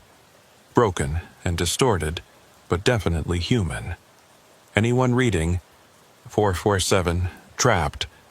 I grabbed the mic, keyed it frantically. Yes! I'm reading you. Where are you? Silence. Then more broken transmission. Exit 34B. Don't. Not real. Turn around. The voice cut off, replaced by static, and despite repeated attempts to raise them again, I got no response. Someone else was out here, or had been out here, and they'd tried to warn me. Turn around. But turn around to where? Back to Madeira Springs. Back to that town with its watching shapes and impossible normalcy? Night fell completely at 7:43 p.m., according to my dashboard clock. The transition from dusk to darkness was faster than it should have been, like someone had dimmed the lights in stages rather than letting the sun set naturally. Stars appeared overhead, more of them than I'd ever seen. So many, they formed a continuous carpet of light that made the sky look solid, like a ceiling pressing down. And there, on the northern horizon, I saw lights. Not stars, but artificial lights, a glow that could only mean civilization, a town or city, or at least human habitation. I steered toward those lights, leaving Highway 447 and driving out across the open desert.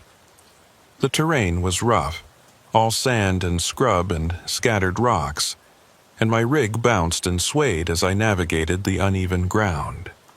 I should have stayed on the highway, should have kept to the paved surface, but the lights pulled me forward with magnetic insistence. They represented everything I needed: people, help, a way to understand what was happening. I drove for what felt like hours, but was probably only 20 or 30 minutes, closing the distance to those lights, getting near enough that I could make out individual points of illumination, could see they were arranged in a grid pattern that suggested streets and buildings. And then I crested a low rise, and I saw what the lights revealed. It was Madeira Springs. The exact same town, the exact same layout, the exact same buildings with their windows lit and their streets empty. Impossible, because I'd driven north, away from where the town should be, in completely the opposite direction. But there was no mistaking it. The same diner with its open 24 hours sign. The same hotel with its blinking vacancy indicator. The same post office with its moving flag. I'd driven in a straight line away from this place, and somehow I'd come right back to it. I stopped the truck at the edge of town, engine idling, and tried to process what I was seeing. The town existed in multiple locations. Or I'd driven in a circle without realizing it. Or space worked differently here, folding back on itself in ways that made normal navigation impossible. I thought about that voice on the CB, the warning to turn around, the insistence that none of this was real. Maybe they were right. Maybe Exit 34B didn't exist. Highway 447 had never been built, and Madeira Springs was some kind of projection, a mirage made solid, a trap disguised as a refuge. I backed away from the town, turned the rig eastward again, and drove parallel to the main street without entering it. I could see into the buildings as I passed, could see the diner's interior with its booths and counter, the hardware store's aisles stocked with merchandise, the hotel's lobby with its furniture arranged for guests who would never arrive. And in several of the windows, I saw those shapes again. Dark figures standing motionless, watching me pass. More of them than before, maybe a dozen or more, positioned in different buildings but all oriented toward me, all tracking my movement with that same inhuman stillness.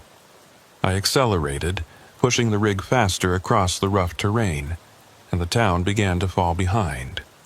But the shapes moved, keeping pace with me, appearing in windows on the far side of town, matching my speed exactly. They weren't walking, weren't running, just relocating instantaneously from one position to another, and I understood with sudden clarity that they weren't separate entities. They were all part of the same thing, the same intelligence, the same presence that inhabited this place. Madeira Springs wasn't a town. It was an organism, a single living system that used the appearance of human civilization to attract and trap travelers who were unlucky or stupid enough to take Exit 34B. I drove through the night, staying well clear of the town's borders, trying to find some way out of this pocket of wrong space. The stars overhead remained impossibly bright, casting enough light to navigate by, and gradually I started to recognize landmarks. Not from this particular stretch of desert, but from other places I'd been, other routes I'd driven. That rock formation looked like something from Arizona. That dry wash matched one I'd crossed in Nevada. That pattern of vegetation was pure Colorado Plateau. It was like the desert around me was made of pieces from different locations, stitched together without regard for geographical logic. At some point during the night, probably around 3 a.m. based on my dashboard clock, I found myself back on Highway 447. I hadn't been looking for it, hadn't seen it approach. But suddenly my tires were on pavement instead of sand, and the mile markers were flashing past in my headlights. Mile 8, Mile 9, Mile 10. I was heading east again, back toward that point where the road ended, and I couldn't seem to make myself turn around. The highway pulled me forward like a current, like I was being carried toward some destination I couldn't avoid. Madera Springs appeared ahead at mile marker 3, its lights still burning bright in the darkness. I tried to steer around it, tried to leave the highway and bypass the town entirely, but my wheel wouldn't turn. It was locked in position, refusing to respond to my input, and my rig continued straight down the main street whether I wanted it to or not. The buildings passed on either side, their lit windows showing those dark shapes standing in formation. Dozens of them now, maybe hundreds, filling every visible space.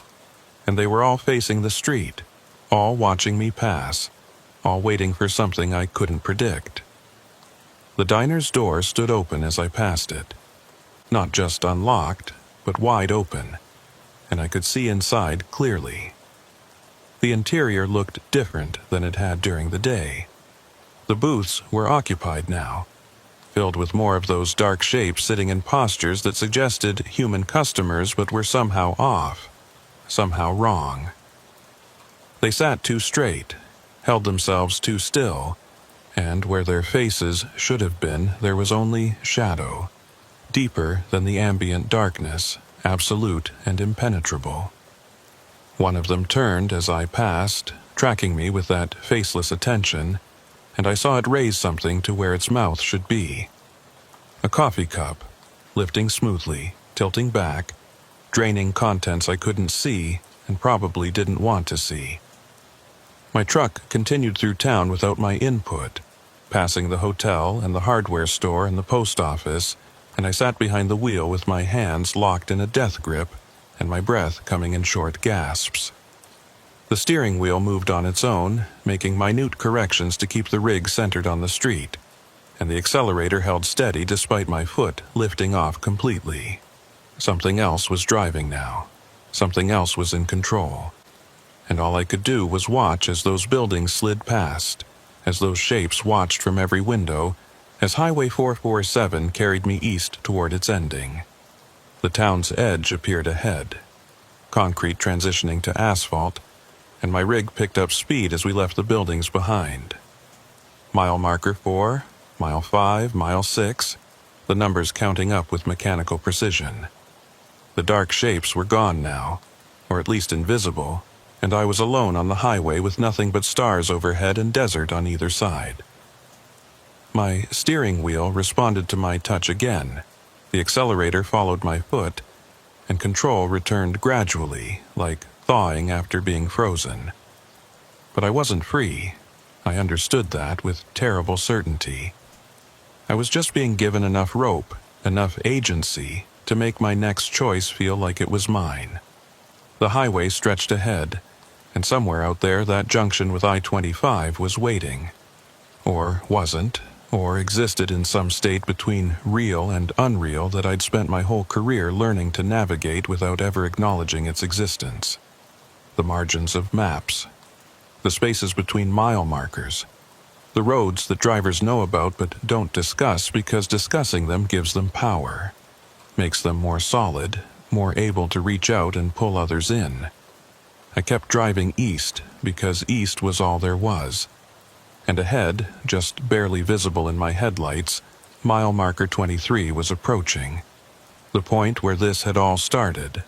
The point where maybe I'd find some way back to the world I knew, or where I'd learn that I'd been wrong about which world was real and which was the mirage. Either way, I was about to find out. Mile marker 23 came and went without incident. No junction appeared, no connection to exit 34B, no way back to I-25.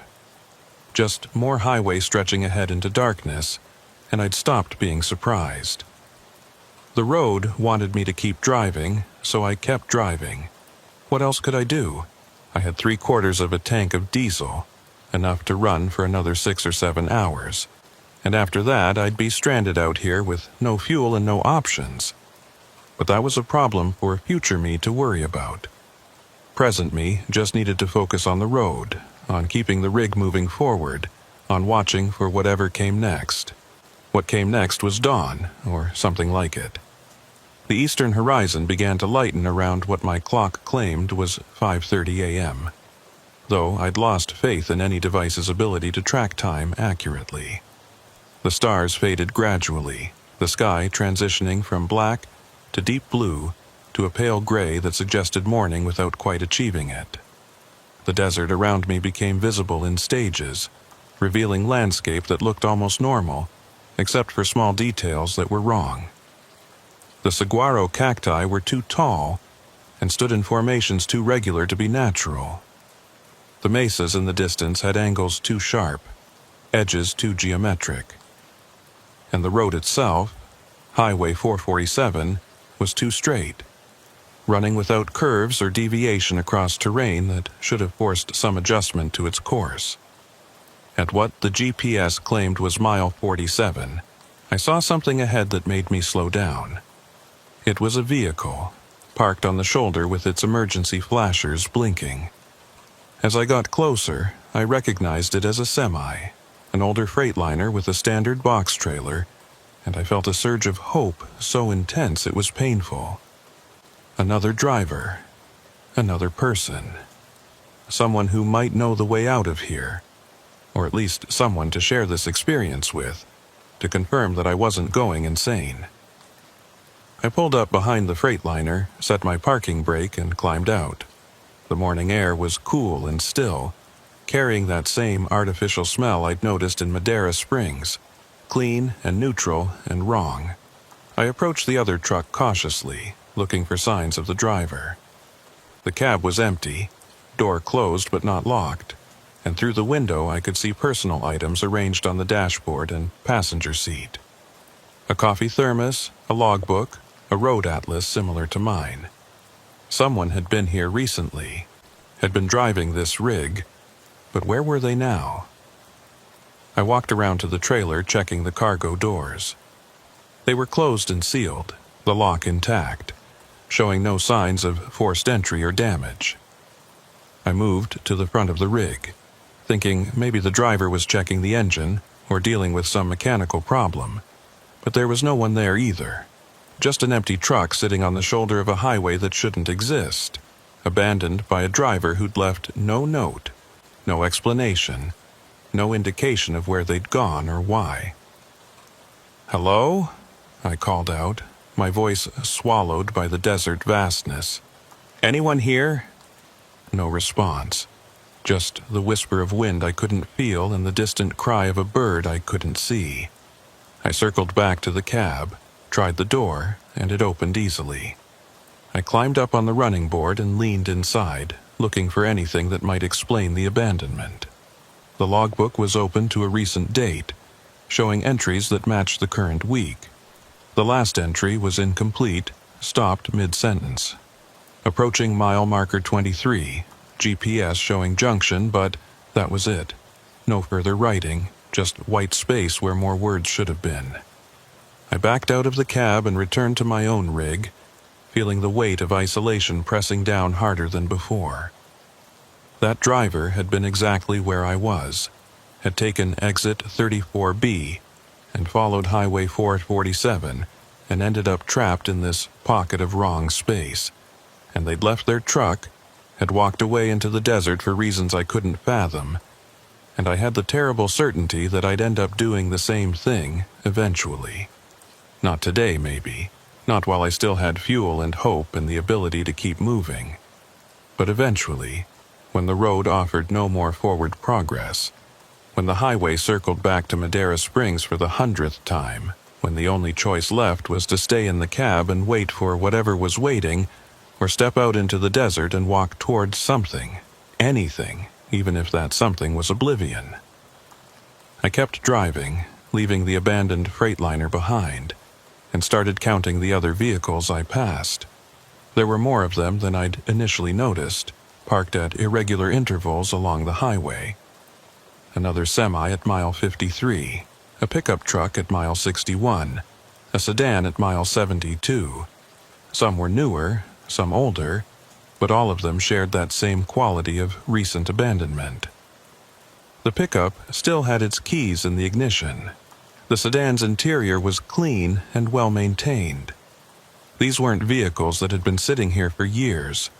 They'd been left recently, by drivers who'd given up or been taken or simply ceased to exist in whatever way things cease to exist in this place. At mile 89, Highway 447 finally curved. Not dramatically, just a gentle bend to the north, but after so many miles of absolute straightness, any deviation felt significant. I followed the curve, hoping it might lead somewhere different, somewhere that wasn't another loop back to Madera Springs, and found myself climbing a gradual grade toward a ridgeline. The highway rose steadily, gaining elevation, and from the higher vantage point I could see for miles in every direction. What I saw made me stop the truck and just stare. The desert below was marked with roads, dozens of them, maybe hundreds, forming a network of highways that spread across the landscape like veins. Some were paved, some were dirt. Some were little more than tracks, but they all shared certain characteristics. They were too straight, too regular, too geometric. They intersected at perfect right angles, formed grids and patterns that no natural road system would create. And at many of the intersections I could see structures similar to Madera Springs. Small clusters of buildings with lights glowing in the morning dimness, waiting for travelers who would never leave. This wasn't just one wrong road, one mysterious exit. It was a whole network, an infrastructure that existed parallel to the real highway system, possibly underneath it or overlaid on top of it in some dimension I couldn't perceive. Exit 34B was just one entry point among many, one crack in the surface of normal reality through which drivers could slip and find themselves here, in this web of impossible roads and shadow towns.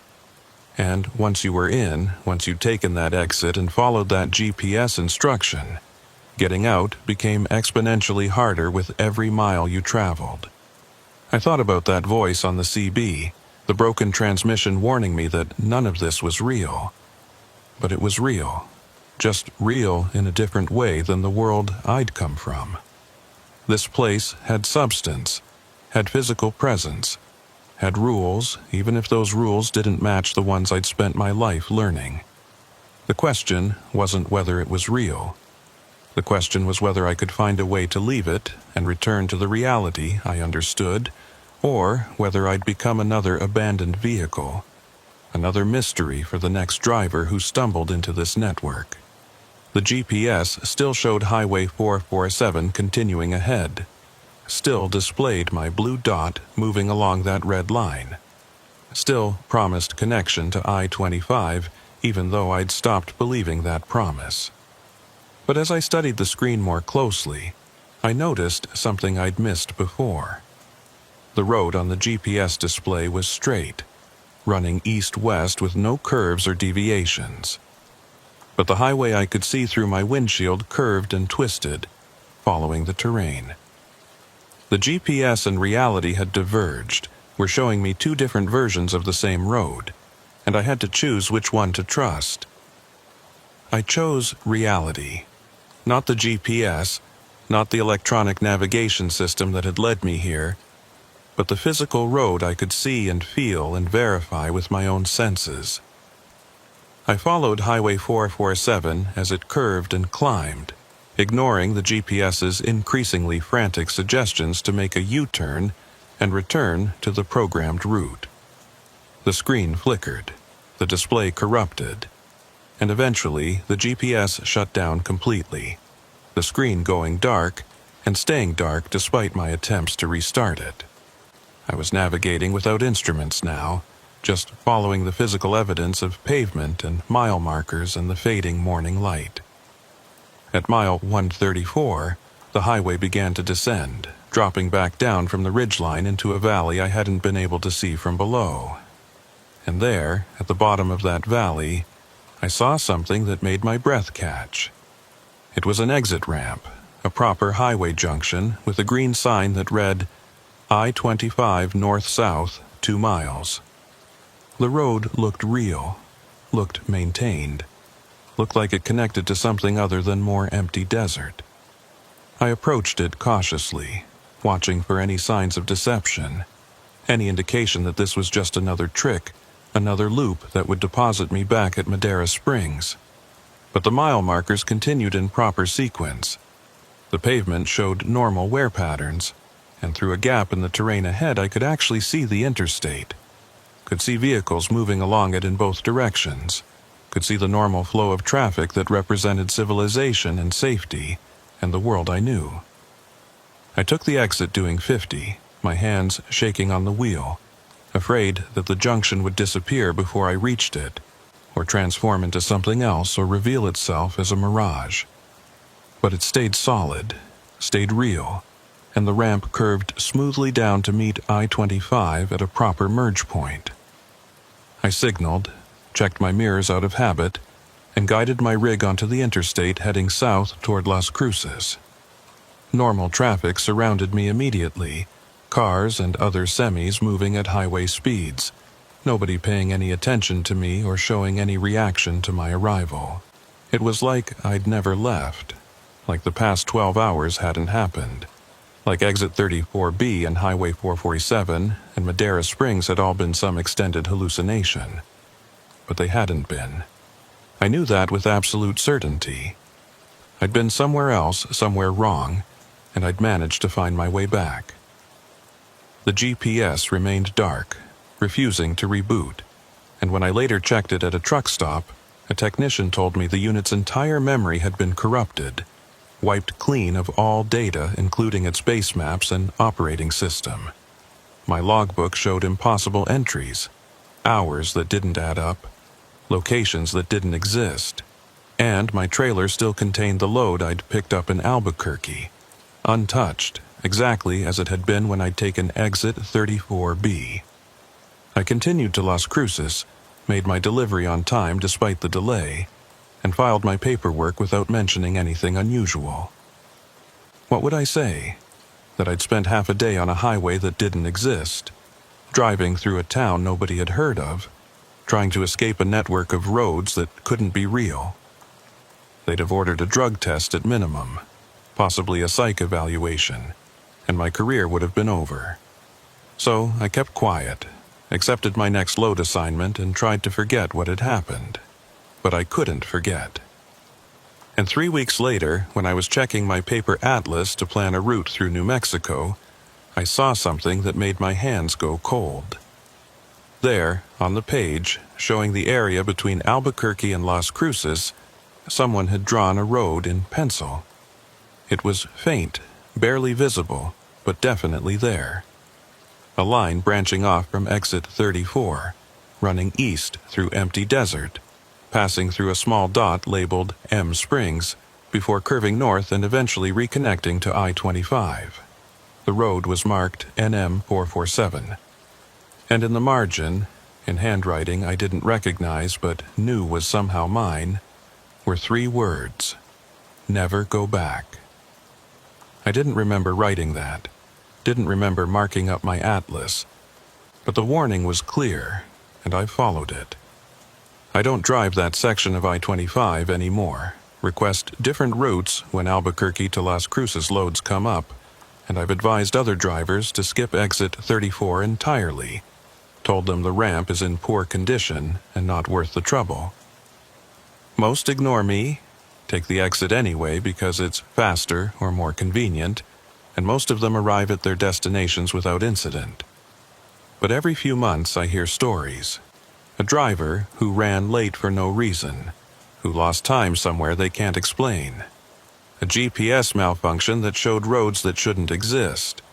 A report of an abandoned truck found on a frontage road with no explanation for why it was there or where its driver went. And I know they found exit 34B, followed Highway 447, and maybe made it back, or maybe didn't.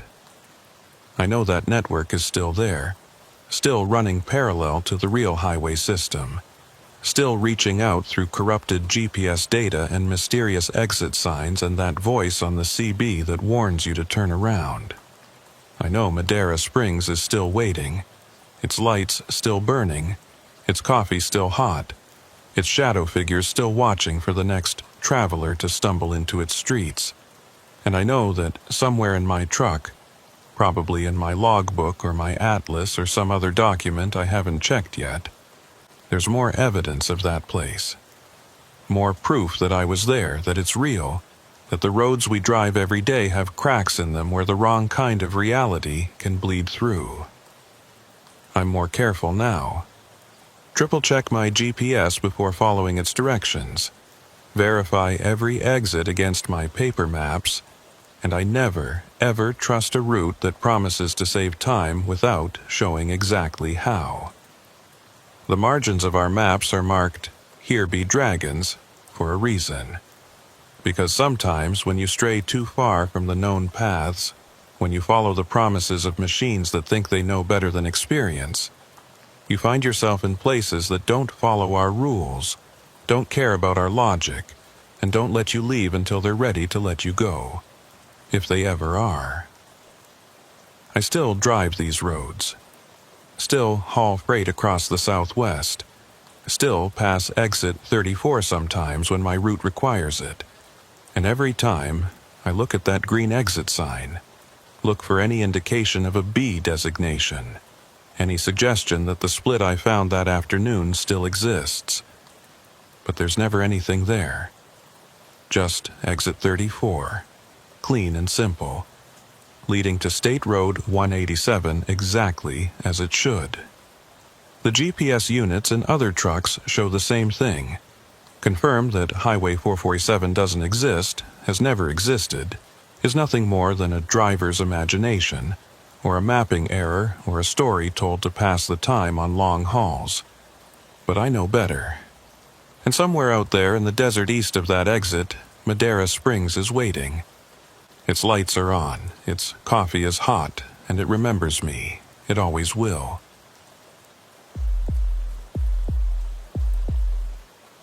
I've been driving solo for 19 years, and in that time I've learned that the road has two faces. There's the daylight road, predictable and mapped, where everything makes sense and follows rules you can count on. Then there's the night road, where those rules get fuzzy around the edges, where distance stretches or compresses depending on factors you can't measure, where you're never quite sure if what you're seeing is real or just exhaustion playing tricks on your brain. Most veteran drivers know this, even if they don't talk about it. We've all had nights where the miles didn't add up right, where we arrived at destinations earlier or later than physics should allow, where we saw things in our headlights that disappeared when we looked directly at them. My name is Travis Merrick, and I run heavy machinery across the northern tier states, mostly Montana, Wyoming, and the Dakotas. It's hard country, beautiful during the day, but unforgiving at night, especially in winter when the wind comes screaming down from Canada and the temperature drops so fast you can watch it fall on your dashboard gauge. Highway 19 is one of my regular routes, a two-lane state highway that cuts through the absolute middle of nowhere, connecting small towns that exist mainly as dots on maps and brief clusters of lights in the darkness. It's the kind of road where you might not see another vehicle for an hour, where cell service is a fantasy and CB radio is your only link to the outside world. It was early February, one of those brutally cold nights where the air feels solid, where your breath freezes before it leaves your mouth and the stars overhead look like ice chips scattered across black velvet. I'd picked up a load of drilling equipment in Billings, headed for a site near the North Dakota border, and the forecast was calling for clear conditions all night. No snow, no wind, just that deep, crystalline cold that makes everything sharp and brittle. Perfect driving weather, if you dressed for it and kept your diesel flowing. I left Billings around 9 p.m., which put me on Highway 19 just before midnight. The road was empty, as expected. Just 2 lanes of asphalt cutting through rangeland that stretched to the horizon in every direction. The landscape was flat here, almost perfectly level, broken only by the occasional fence line or windbreak of cottonwoods planted generations ago. My headlights reached out into that flatness, creating a cone of visibility that moved with me. And beyond that cone, there was only darkness and cold. The CB had been quiet most of the night, just the occasional burst of static or fragment of conversation from drivers too far away to hear clearly. I kept it on Channel 19 with the squelch set high, filtering out most of the noise, and I'd check in every hour or so just to confirm the channel was still working. "This is northbound on 19. Anyone out there listening?" Most times I got no response, which was fine. The silence was its own kind of company, familiar and comfortable. And I'd learned years ago that being alone didn't mean being lonely. At 2:47 a.m., I crested a low rise and saw lights ahead. Not town lights, not the stationary glow of buildings or street lamps, but moving lights. Vehicle lights. A whole string of them, maybe 6 or 7 trucks traveling in formation, their running lights creating a constellation against the darkness. I felt a small surge of relief at the sight, that primitive human response to seeing other people after hours of isolation. Company, fellow travelers, proof that I wasn't the only one crazy enough to be out here in these temperatures. I closed the distance gradually, my rig running at a steady 70, while the convoy ahead maintained maybe 65. As I got closer, I could make out more details. They were all semis, various makes and models, and they were running tight formation, maybe 100 feet between each rig. Professional spacing, the kind of interval that suggested these drivers knew each other, had driven together before, were comfortable maintaining that proximity even at highway speeds in the dark. The CB crackled as I approached, and a voice came through clear and strong. "Got a driver coming up behind us. You reading this northbound?" I grabbed the mic, keyed it, felt that familiar comfort of human contact. "Roger that. This is northbound in the Freightliner. Got you in sight. Looks like you folks are running a convoy." A different voice responded, deeper, with a slight accent I couldn't quite place. "That we are, driver. You're welcome to join up if you're headed the same direction. Safety in numbers out here." I thought about it for maybe 10 seconds before responding. Convoys were common enough, especially on these remote routes where breakdowns or weather could turn deadly fast. Having other trucks nearby meant help was available if something went wrong, meant you had someone to talk to during the long, empty hours, meant the road felt a little less vast and threatening. "Appreciate that," I transmitted. "I'm heading to the North Dakota line, probably another 3 hours out. What's your destination?" There was a pause, longer than seemed necessary for such a simple question, and when the first voice came back, something in its tone had changed. Not threatening exactly, but less welcoming, more cautious. "We're heading north as well, driver. Running through to the border and beyond. You just maintain your speed and we'll all get where we're going." The phrasing struck me as odd. That emphasis on where we're going, like it meant something more than just a physical destination. But I was tired, Had been driving for 5 hours already, and odd phrasings happen all the time on CB radio. People get creative with language when they spend enough time alone. I settled in behind the last truck in the convoy, a Peterbilt with a standard box trailer, and matched their speed. The formation absorbed me smoothly, and I felt myself relaxing into the rhythm of group travel. The taillights ahead provided a focal point, something to track besides the empty road, and knowing there were other drivers nearby made the night feel less oppressive. We drove in silence for maybe 20 minutes, just the hum of tires and the distant growl of diesel engines, and I started to notice details about the trucks I was following. The Peterbilt's trailer had no markings, no company name or logo, just plain white paint that looked gray in my headlights. That wasn't unusual in itself. Plenty of owner-operators ran unmarked equipment, but something about the complete absence of identification felt deliberate. I looked ahead at the other trucks in the convoy, squinting to make out details in the darkness, and realized they were all the same. No company markings, no DOT numbers visible, no mud flaps with customary slogans or chrome accessories that drivers use to personalize their rigs. They were anonymous, stripped of the individual identity that most truckers prided themselves on. The CB crackled again, and this time it was a woman's voice, younger, with a slight southern drawl. "How's everyone doing out there? Staying warm?" Responses came from multiple drivers, a chorus of affirmations and brief comments about the weather. I counted 5 distinct voices, which matched the number of trucks I could see ahead of me, not including my own rig. "Cold as a well digger's backside," one voice said, getting a few chuckles in response. "But we're making good time, should hit the next waypoint right on schedule." Waypoint, another odd choice of words. Truckers usually talked about towns or truck stops or specific mile markers, not waypoints. That was navigation terminology, the kind of language pilots used, or maybe military convoys. But again, I dismissed it as personal preference, individual style, nothing worth worrying about. I keyed my mic, added my own voice to the conversation. "Running warm here, heaters keeping up just fine. Appreciate the company out here, been a quiet night." The woman's voice came back immediately. "We're glad to have you, driver. It's good to have a full complement again. Been running one short for too long." I frowned at that, not sure what she meant by full complement, or why it would matter how many trucks were in the convoy.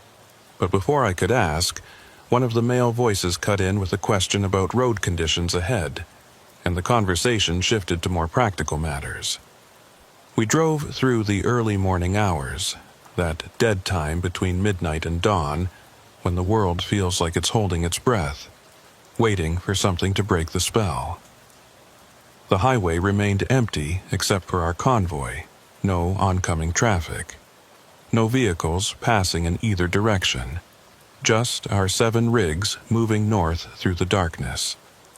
The CB chatter continued sporadically, brief exchanges about weather and road conditions, and the eternal trucker complaints about fuel prices and dispatch schedules. Normal conversation, familiar rhythms, nothing that raised any immediate concerns.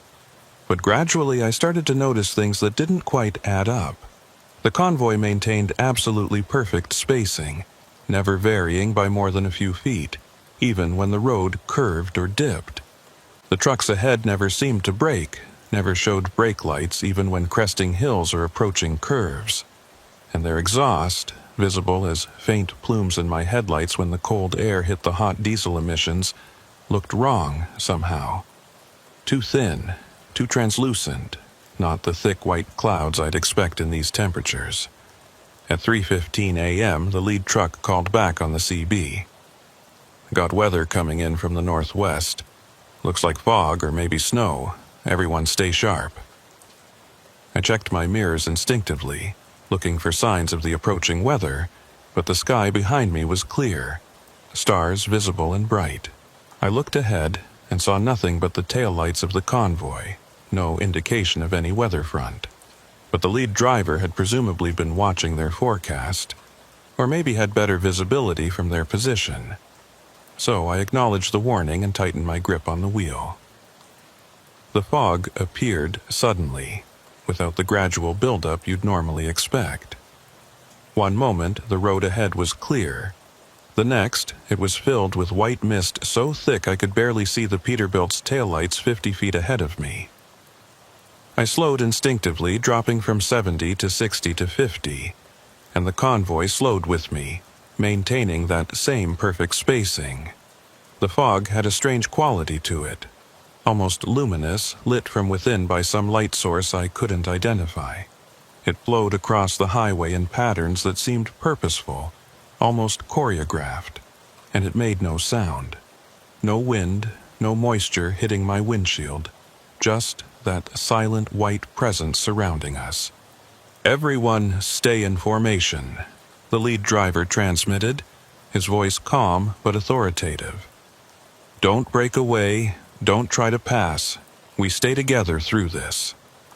The other drivers acknowledged in sequence, their voices coming through the fog like they were speaking from very far away, and I added my own confirmation. The fog grew thicker, reducing visibility to maybe 30 feet, then 20, then just the faint red glow of the taillights ahead.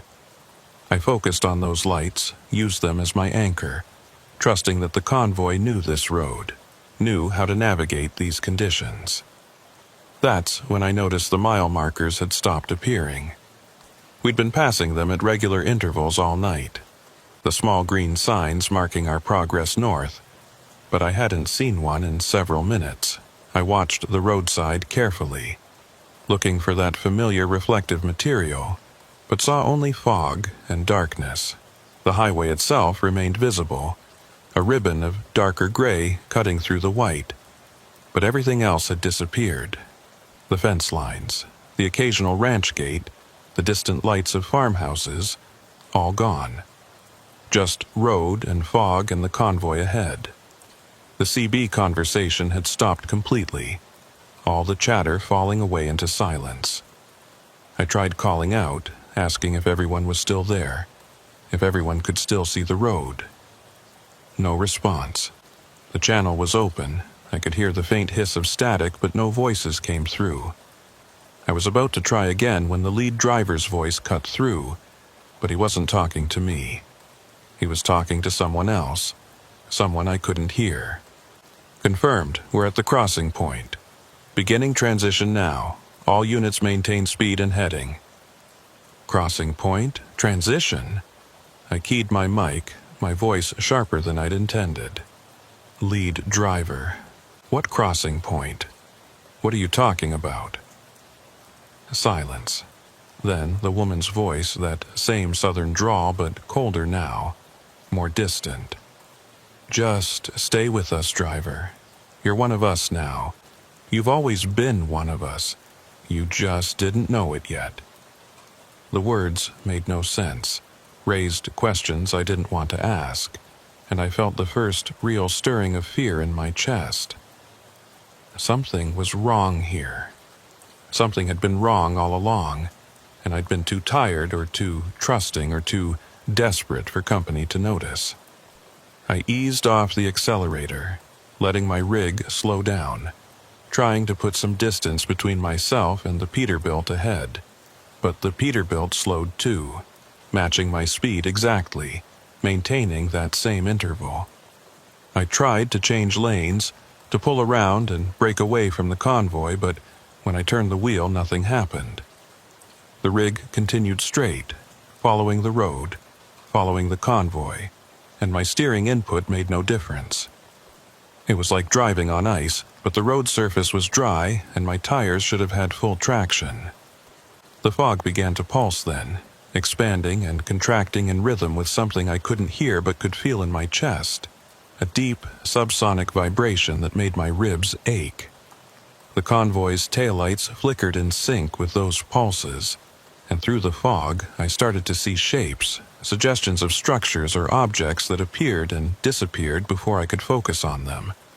They looked almost like signs, Huge overhead structures that shouldn't exist on a two-lane highway, covered with text I couldn't read in languages I didn't recognize. "Let me out," I transmitted, not caring how it sounded, not caring about protocol or radio etiquette. "I'm breaking off, heading back south. This isn't right." The lead driver's response came immediately, and this time there was something almost like sympathy in his voice. "Can't do that, driver.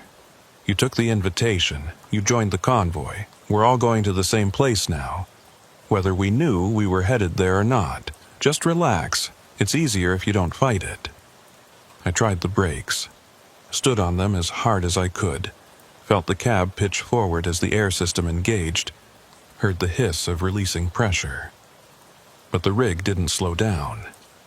The speedometer held steady at 50, and the convoy maintained its formation, and the fog continued to pulse around us like we were traveling through the breathing throat of something vast and alive.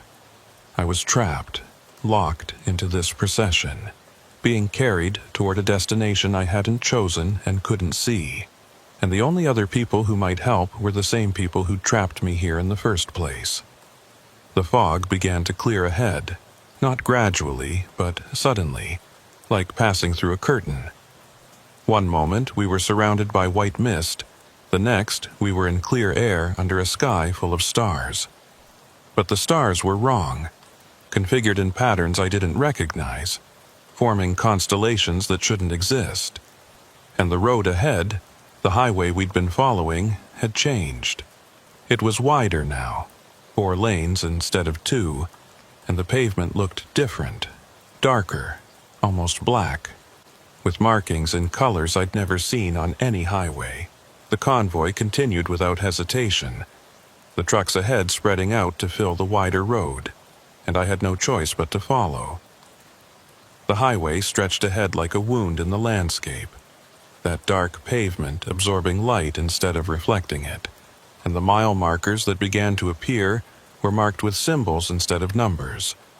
Not letters, not pictographs, just geometric shapes that hurt to look at directly, that seemed to writhe and reconfigure themselves when I tried to focus on them.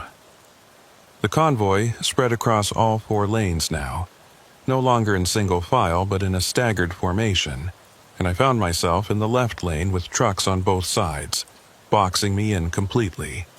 The temperature gauge on my dash started to fluctuate, jumping from 180 degrees to 240 and back to 160 in the span of seconds. My fuel gauge did the same, showing 3/4 full, then nearly empty, then full again. The clock had stopped at 3:33 a.m., the numbers frozen on the display, and when I tried to check my phone, the screen showed nothing but static, gray noise that moved like insects. Every system in the cab was malfunctioning, giving me contradictory information, making it impossible to know anything for certain except that I was still moving, and the convoy was still around me. The CB came to life again, but this time it wasn't any of the voices I'd heard before. This was something else, a layered sound like multiple people speaking in unison, their words overlapping but somehow remaining distinct. "Welcome to the northern route, driver. You've been selected for continuation. Your previous designation has been suspended. You are now part of the permanent convoy." The words made my skin crawl, not just because of their content but because of the way they were delivered, that mechanical precision that suggested the speakers weren't quite human, or had forgotten how to sound human after too long away from regular human contact. "I didn't agree to this," I transmitted back, my voice tight with fear and anger. "Let me go. I have a delivery to make, people expecting me. You can't just—" The unified voice cut me off. "Your previous obligations are no longer relevant. The delivery you speak of will never arrive. The people expecting you will gradually forget you were coming. Time operates differently here. You'll understand soon." The casual way they dismissed my entire existence, my job, my identity, made something in me snap. I started yanking on the steering wheel, trying to force the rig to respond, trying to break free of whatever was controlling it. Nothing changed. The rig continued on its course, tracking that dark highway with mechanical precision, and my efforts to control it had no effect whatsoever. I was a passenger in my own truck, watching helplessly as I was carried deeper into wherever this road led. The other trucks in the convoy maintained their positions around me, creating a shell of metal in motion that I couldn't penetrate, couldn't escape. Through their windows, I could see the silhouettes of drivers, or things that looked like drivers, sitting perfectly still behind their wheels, not moving, not adjusting their positions, just maintaining that same rigid posture hour after hour. The landscape outside had changed completely. We weren't in Montana anymore, or anywhere I recognized. The terrain was too flat, stretching to the horizon without variation, and the color was wrong. Not quite gray, not quite brown, but some shade in between that made my eyes water when I tried to focus on it. There were structures scattered across this landscape, buildings or towers or something else, all of them the same vague shape, all of them equidistant from the highway, arranged in patterns too regular to be natural. They looked like they were made of the same material as the road, that light-absorbing darkness, and they cast shadows that fell in multiple directions simultaneously, suggesting multiple light sources or physics that didn't match Earth's. I tried the door handle, thinking maybe I could climb out while the rig was moving, could throw myself from the cab and take my chances with the fall rather than continue on this journey. But the door wouldn't open. Not locked, just sealed, like the handle was welded in place or the door had merged with the frame. The windows wouldn't open either, and when I looked closely at the glass, I realized it wasn't glass anymore. It was something else, something crystalline, and it distorted the view outside in subtle ways, making distances impossible to judge and shapes hard to define. The woman's voice came through the CB again, that southern drawl more pronounced now, almost exaggerated. "I know what you're thinking, sugar. Thinking maybe you can jump ship, make a break for it. But there's nowhere to go out there. That landscape you're seeing? It's not real. It's interface territory, the space between where you were and where you're going. You step out into that, you'll just keep falling forever. Or stop existing. Or both. Better to stay in the cab. At least in here, you're still something." "What are you?" I asked, abandoning any pretense of normal conversation. "What is this convoy? Where are we going?" A different voice answered, one of the male voices from earlier, but with that same unified quality, like he was speaking for all of them simultaneously. "We're drivers, same as you. Or we used to be. We took this route long enough that it stopped being temporary and became permanent. Now we run it continuously, picking up new additions when the road decides it needs them. As for where we're going, that's complicated. The road loops, you see. It goes north forever, but it also comes back around, intersects with itself at certain points. We're heading toward one of those intersection points now." The trucks ahead started to slow down, their speed dropping from 50 to 40 to 30, and the convoy tightened formation, the intervals between rigs shrinking until we were almost bumper to bumper. I could see the driver in the Peterbilt ahead more clearly now, and what I saw made my stomach clench. It was a person, or had been once, but their skin had the same dark quality as the pavement, like they were slowly becoming part of the road itself. Their hands on the wheel were too thin, the bones visible through translucent flesh, and their neck bent at an angle that should have been impossible. "How long?" I asked, my voice barely above a whisper. "How long have you been out here?" The woman laughed, but it was a sad sound, empty of real humor. Long enough that time stopped meaning anything. Could be years, could be decades. Hard to say when there's no day or night, no seasons, no reference points. We measure time in routes now, and the number of loops we complete. I'm at 342. Some of the others are in the thousands. The lead driver, the one who invited you in, he's been here so long he's forgotten his name. Forgotten everything except the route. I felt something break inside me then. Some fundamental belief in the solidity of reality, the permanence of self.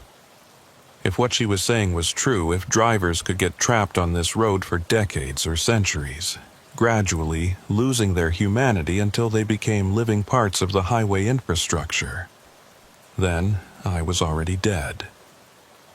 My old life was over, and what remained was just the slow dissolution of identity, the gradual transformation into something that existed only to drive, to maintain this convoy, to perpetuate the road. But I wasn't ready to accept that. Not yet. I started going through everything in the cab, looking for anything that might help, any tool or resource I'd forgotten about. My phone was useless, just static and noise. My logbook showed entries that made no sense. Dates from years ago mixed with dates from the future. Locations that didn't exist. My atlas, that old paper backup I'd relied on for so long, showed only blank pages the maps faded or erased or never printed in the first place. But in the glove box, buried under old receipts and repair records, I found something I'd forgotten about. A GPS unit, an old one I'd stopped using years ago when I'd upgraded to the newer model mounted on my dash. I pulled it out, checked the battery. Dead. But it had a power cable, and I plugged it into the cigarette lighter, held my breath while it booted up. The screen flickered, showed the manufacturer's logo, and then displayed a map. For a moment, I felt hope surge in my chest. But then I looked at what the map was showing, and that hope died. The GPS showed my position as a blue dot on a black background, with no roads, no landmarks, no indication of where I was. Just that dot, moving slowly north through emptiness. And in the corner of the screen, where it should have shown my speed and direction, there was just a single word: transitioning. The convoy came to a complete stop then, all 7 trucks halting simultaneously without any brake lights showing, without any warning. We were parked on the dark highway in perfect formation, engines idling but nobody moving, and through my windows I could see something ahead that made my breath catch. It was a structure, or something like a structure, rising from the road surface like it had grown there organically. It looked almost like a toll booth, but impossibly tall and wide, spanning all 4 lanes and extending upward until it disappeared into the darkness overhead. And it was covered with those same geometric symbols I'd seen on the mile markers, thousands of them, all glowing with a faint blue light that pulsed in that same rhythm I'd felt earlier. "Checkpoint," the lead driver transmitted. "Everyone stay in your cabs. The scan takes a few minutes, but it's necessary. They need to verify we're all still viable, still capable of continuing the route. Stay calm, and it'll be over quick." The way he said viable made my skin crawl. Like we were cargo being inspected, or livestock being evaluated, not people with autonomy and rights and the ability to choose our own destinations. The structure began to emit a sound, so low it was almost below the threshold of hearing, a vibration that made my teeth ache and my vision blur. I felt something sweep across the cab, invisible but tangible, like a wave of pressure or a change in air density. It passed through me, through the metal and glass of the truck, and I had the distinct sensation of being read, being analyzed, having my fundamental properties cataloged by whatever intelligence operated this checkpoint. The GPS screen went crazy, cycling through different displays so fast I couldn't track them, showing maps of places I'd never been, coordinates that included numbers I didn't recognize, altitudes that were either impossibly high or impossibly low, or possibly both. Then it stopped. The scanning beam, or whatever it was, passed, moving on to the truck behind me, and the structure's symbols dimmed slightly. The lead driver's voice came through the CB, and there was something like relief in his tone. "All clear. We're approved for continuation. Everyone prepare to resume. Next stop is the depot, about 2 hours out at current speed. We'll offload there, take on new cargo, and start the next loop." 2 hours. 2 more hours trapped in this convoy, traveling deeper into whatever this place was, getting further from any hope of return. I couldn't do it. Couldn't accept it. Wouldn't sit here passively and let myself be transformed into one of those hollow drivers who measured time in loops and forgot their own names. I looked at my door handle, at that sealed exit, and made a decision. If I couldn't open the door normally, I'd break the window. I grabbed my tire iron from behind the seat, raised it to strike the crystalline glass, and that's when the woman's voice stopped me. "Don't," she said. And this time there was genuine urgency in her tone. "Please don't. You break that window. The pressure differential will kill you before you can jump. The atmosphere out there isn't the same as in your cab. We're not in baseline reality anymore. We're in a adjacent space and the physics don't translate. You'd dissolve before you hit the ground. Just come apart at the molecular level.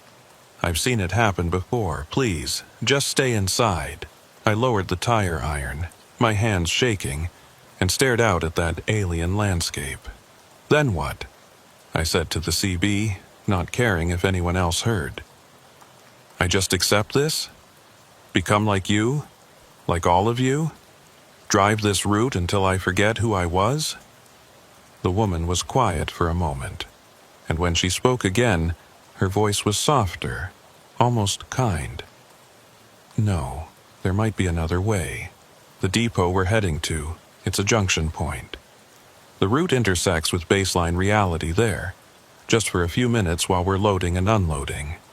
If you're fast, if you're lucky, you might be able to slip through before the intersection closes, but you have to wait. You have to make it to the depot first." "And if I don't make it through?" I asked. "If the intersection closes before I can escape?" She didn't answer immediately, and that silence told me everything I needed to know. If I missed that window, if I didn't make it through before the junction point closed, I'd be trapped here permanently. No more chances, no more options. Just the route, the convoy, the endless loops through impossible space. I had one shot, and I couldn't afford to miss it. The convoy started moving again, engines revving in perfect synchronization, and we pulled away from the checkpoint structure. I watched it recede in my mirrors, those glowing symbols fading into the distance, and tried to prepare myself for what came next.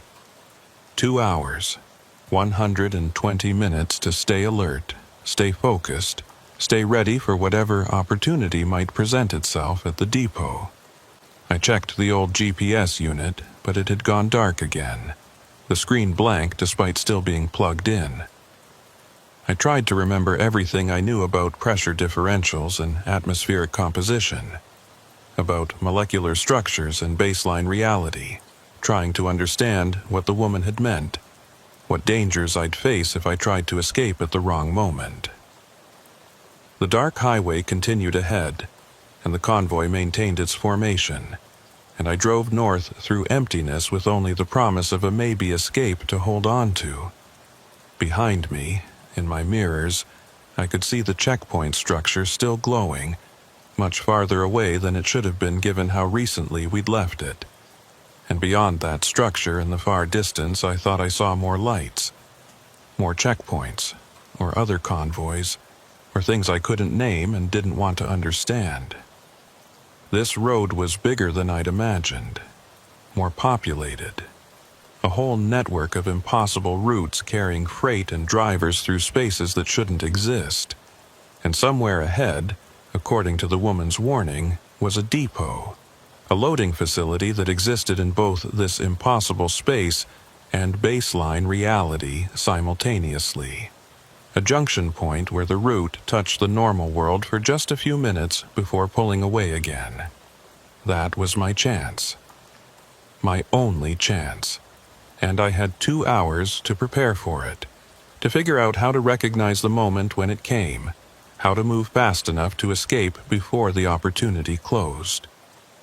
2 hours to hold on to hope and sanity and the belief that escape was possible.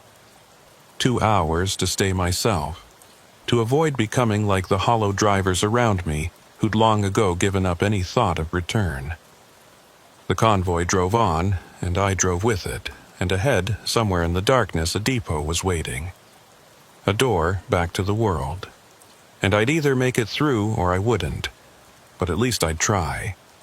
At least I'd fight until the last possible moment. Because I was still Travis Merrick, still a person with a name and a history and a life waiting for me, and I wouldn't let this road take that away without a fight. The landscape began to change as we approached what the woman had called the depot. The flat, colorless expanse gave way to structures, industrial buildings or warehouse complexes that lined both sides of the highway. They looked almost normal from a distance, like the kind of freight facilities you'd see near any major interstate. But as we got closer, I could see the wrongness in them. They were too symmetrical, too perfect, with walls that seemed to be made from the same material as the highway, that same light-absorbing darkness.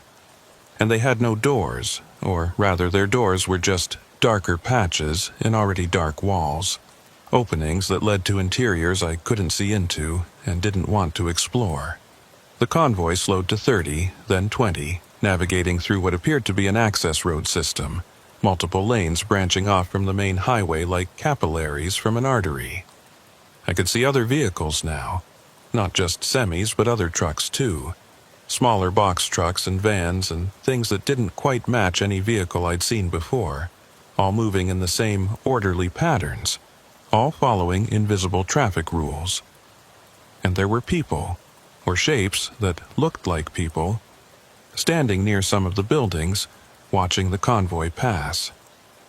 They didn't wave or acknowledge us, just stood there with that same rigid stillness I'd seen in the other drivers, and I couldn't tell if they were waiting for something or had been standing there forever.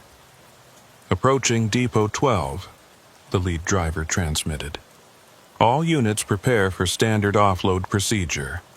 New driver, you stay with the Peterbilt in front of you, don't break formation until we're in the loading area. Understood? I keyed my mic to acknowledge, my hands sweating despite the cold, my heart hammering in my chest. This was it. The junction point was coming, and I needed to be ready to move the instant I saw an opening. But I had no idea what I was looking for, no way to identify the moment when the depot touched baseline reality. The woman's voice came through on what must have been a private channel, lower, meant just for me. Listen carefully, sugar.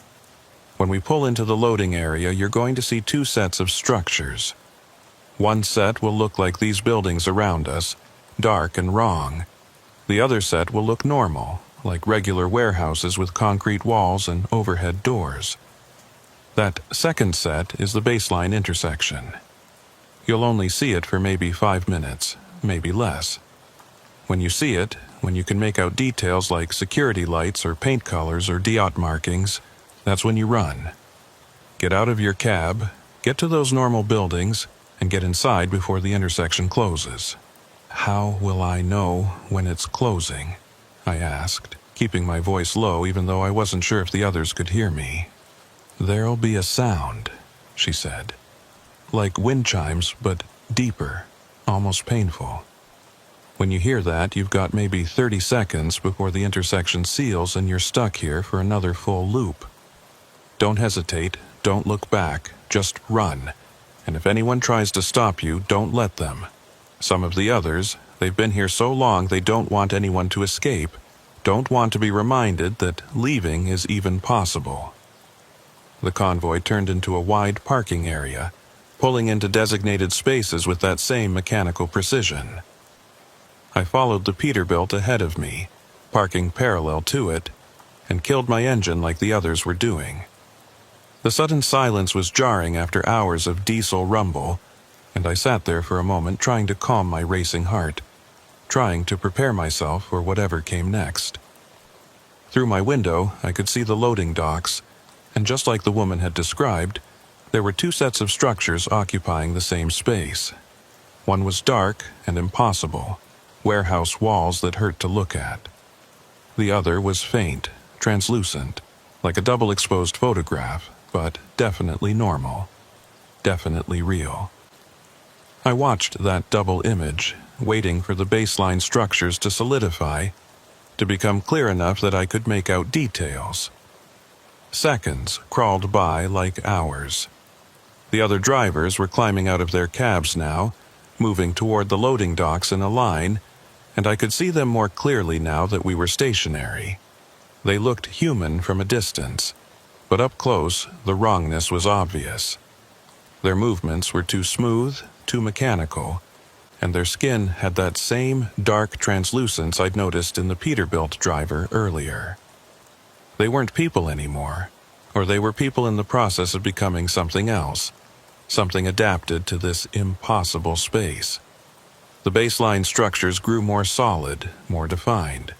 I could see overhead lights now, sodium vapor lamps casting orange glows.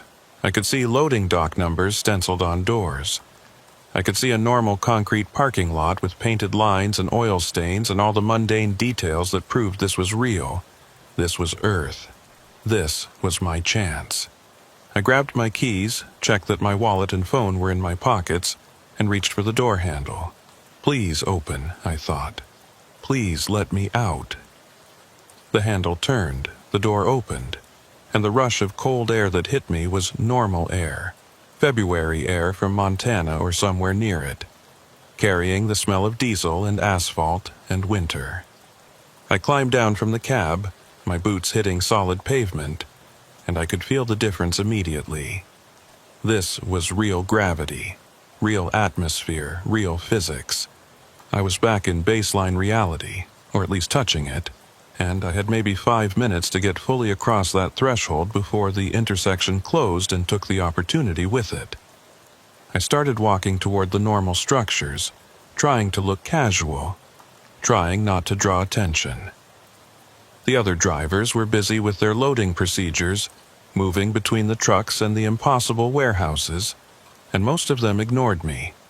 But I felt eyes on me, felt attention tracking my movement, and when I glanced back I saw one of the drivers had stopped working and was watching me directly. It was the lead driver, the one who'd been running this convoy long enough to forget his name, and even from a distance I could see the expression on his face. Not anger, not surprise, just resignation. He knew what I was doing, and he wasn't going to stop me. Maybe he even wanted me to succeed, wanted to know that escape was still possible, even if it was too late for him. I picked up my pace, moving from a walk to a jog, heading for the nearest normal-looking warehouse. The building had a sign, Mountain States Distribution, Bay 4, and there was a regular metal door next to the loading dock, the kind with a crash bar and a safety window, real, solid, my escape route. I was maybe 50 yards away when I heard the sound the woman had warned me about.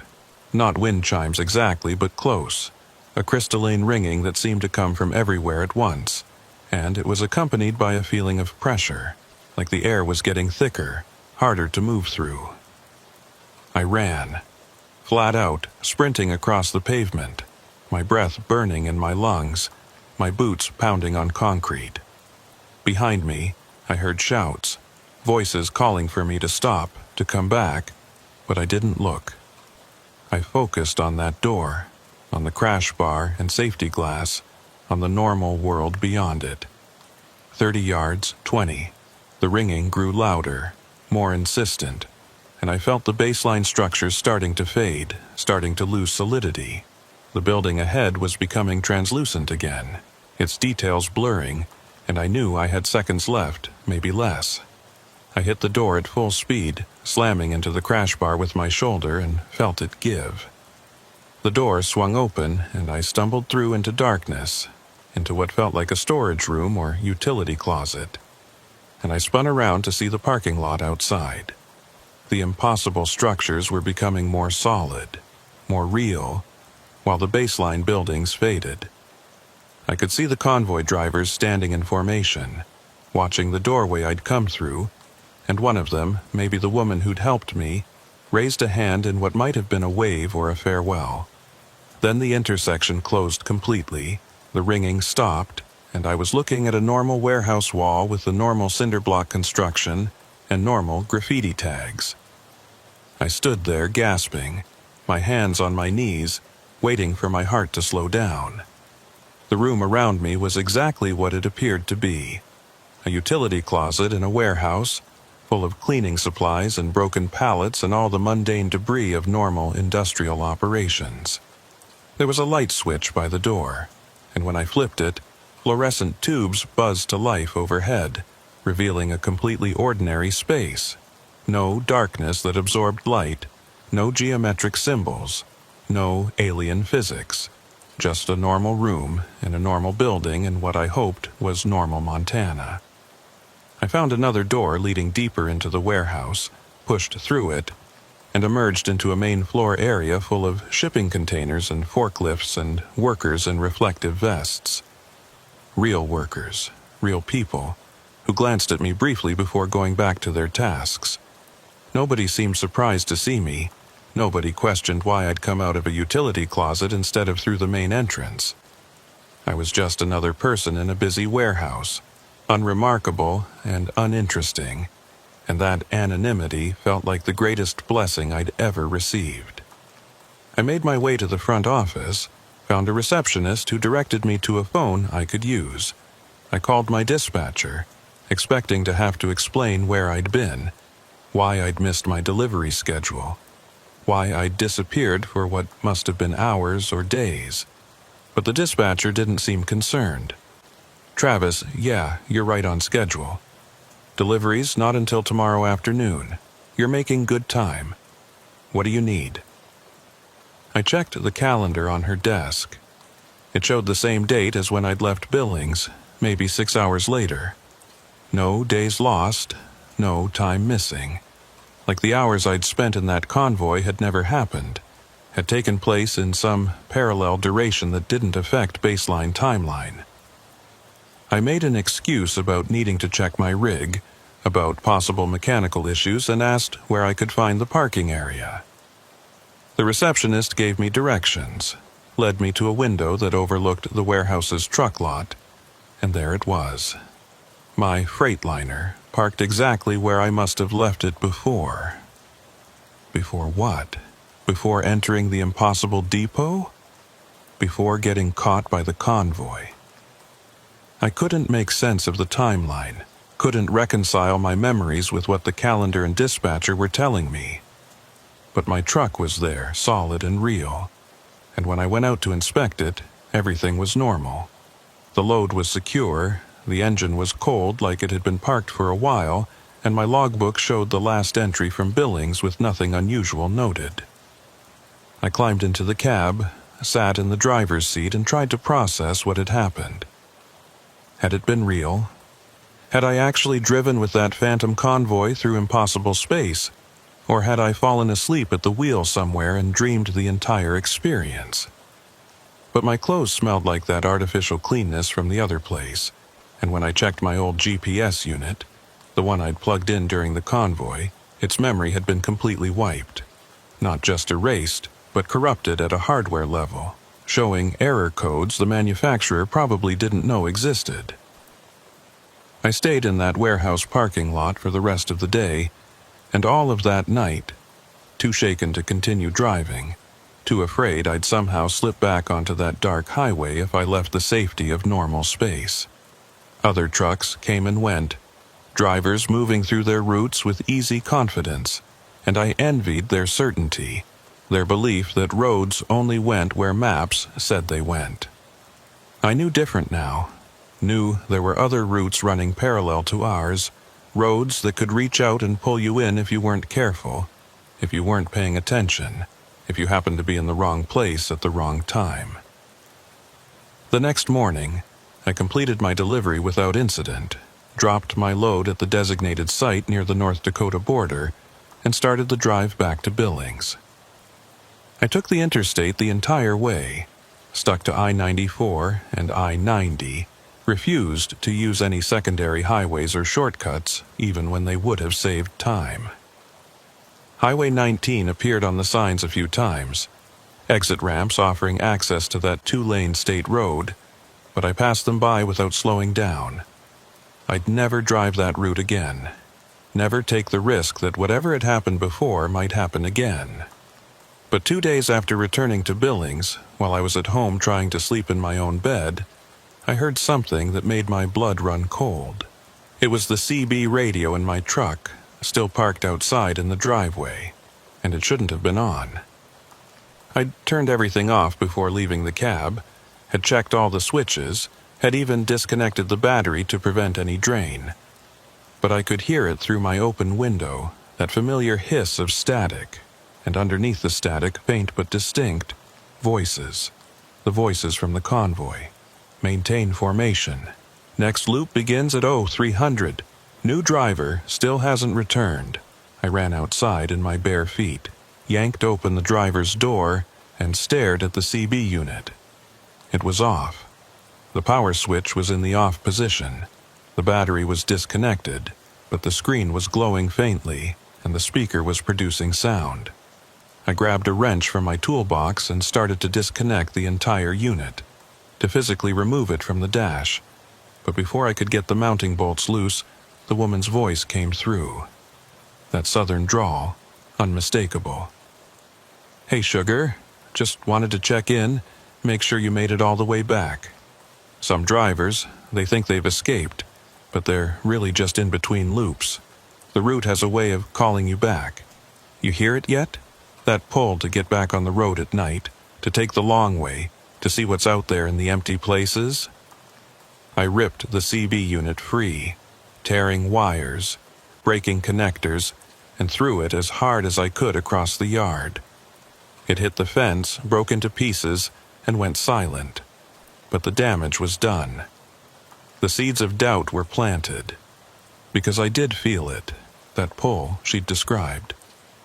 Every night when I tried to sleep, I thought about those empty highways, about the convoy running its eternal loop, about the drivers who'd become so integrated with the route they'd forgotten they'd ever been human. And a part of me, a part I didn't want to acknowledge, wondered what it would be like to just give in, to join them, to stop fighting, and let the road carry me wherever it wanted to go. 3 years have passed since that night with the convoy. 3 years of driving during daylight hours only, of avoiding Highway 19 and any other secondary routes that might connect to whatever network those impossible roads form. 3 years of checking and rechecking my equipment, of replacing GPS units that start showing routes that don't exist, of disconnecting CB radios the moment they begin picking up transmissions from drivers who shouldn't be there. 3 years of trying to convince myself that I'm safe, that I escaped completely, that the convoy can't reach me anymore. But I know it's a lie. I know they're still out there, still running their loops through spaces adjacent to our reality, still carrying whatever cargo the depot loads them with. And I know they're waiting for me to make a mistake, to let my guard down, to take one wrong turn on one dark night and find myself back on that dark highway with those hollow drivers and that pull toward the destinations I can't name. The evidence is everywhere once you know to look for it. Other drivers going missing, last reported on remote highways before vanishing completely. Trucks found abandoned with their engines still running, their logbooks showing impossible routes. CB chatter in the deep hours of the morning. Voices that overlap and echo, like they're speaking from very far away or very long ago. The road has teeth, the old-timers used to say, and I never understood what they meant until I felt those teeth close around me, until I struggled free and found myself marked by the experience. I tried to warn people at first, told other drivers about the convoy, about Highway 19, about the danger of accepting invitations to join up with trucks you don't recognize. Most ignored me, dismissed it as road fatigue or too much time alone. A few listened with the polite attention you give to someone who's clearly suffering from stress, nodding along before finding excuses to end the conversation. But one driver, an older man named Hank who'd been running these routes longer than I'd been alive, pulled me aside after I'd shared my story at a truck stop outside of Great Falls. "You're not crazy," he said quietly, glancing around to make sure nobody else was listening. I've heard similar stories from other drivers over the years. Different details, different roads, but the same basic pattern. Something out there in the empty spaces, something that uses the highways as its hunting ground. Most folks who encounter it don't come back. The fact that you did, that you got away, that's remarkable. But it also means you're marked. They know you now, know your face, your voice, your rig, and they'll be patient. They've got all the time in the world. I asked him if he knew any way to protect myself, any method to keep from being pulled back onto those impossible routes. He shook his head slowly. "Only thing I can tell you is what an old driver told me 30 years ago. Stay in the light. Don't drive at night unless you absolutely have to.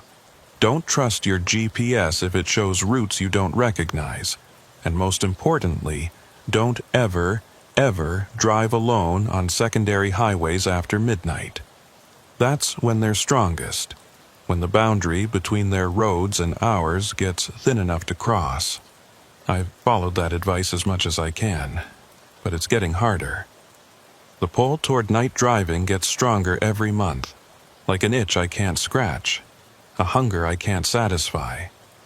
I find myself planning routes that would take me past Highway 19, thinking about what might happen if I just took that turn, just drove north one more time, just answered the call I feel building in my bones. It would be so easy, so simple. Just turn the wheel and let the road carry me back to the convoy, back to the eternal loop, back to a kind of certainty that exists nowhere else in this uncertain world. Last night, I had a dream. Or maybe it wasn't a dream. Maybe it was something else, some kind of transmission from that other space. I was driving north on Highway 19, following the same route as that first night, and ahead of me I saw the lights of the convoy. They were waiting for me at the exact same spot where I'd first encountered them, running in perfect formation, and as I got closer I could hear their voices on the CB. Not the mechanical unified voice from the depot, but their individual voices. The drivers I'd briefly known. The woman with her southern drawl, the lead driver with his authoritative tone, all of them calling to me, welcoming me back, telling me there was still a place for me in the formation. And the worst part, the part that terrifies me most, is that I wanted to join them. In the dream, I accelerated, closed the distance, slid into formation like I'd never left. The relief I felt was overwhelming, like coming home after a long journey, like finding the place I was always meant to be. We drove together through the night, through the fog and into that other space, and it felt right in ways I can't explain. Natural, inevitable. Like I'd only been delaying the inevitable during these 3 years, like escape was never really an option, just a temporary reprieve. I woke up with my hand on my keys, my truck keys, and I was standing by my rig in the middle of the night with no memory of getting out of bed or getting dressed or walking outside. I'd been about to climb into the cab, about to start the engine and drive somewhere, though I couldn't remember where I'd been planning to go. The pull toward the convoy is getting stronger. I don't know how much longer I can resist it. Today, I accepted a load that will take me through northern Montana, a route that comes within 50 miles of Highway 19. I told myself I'm just being practical, that this is good money and I can't afford to keep turning down work. But deep down, I know the truth. I'm going back. Not today, maybe not tomorrow, but soon. I'll find a reason to take that turn, to drive north on that two-lane highway, to be out there at 2:47 a.m. when the convoy appears. And when they invite me to join them again, when they welcome me back into formation, I don't think I'll refuse.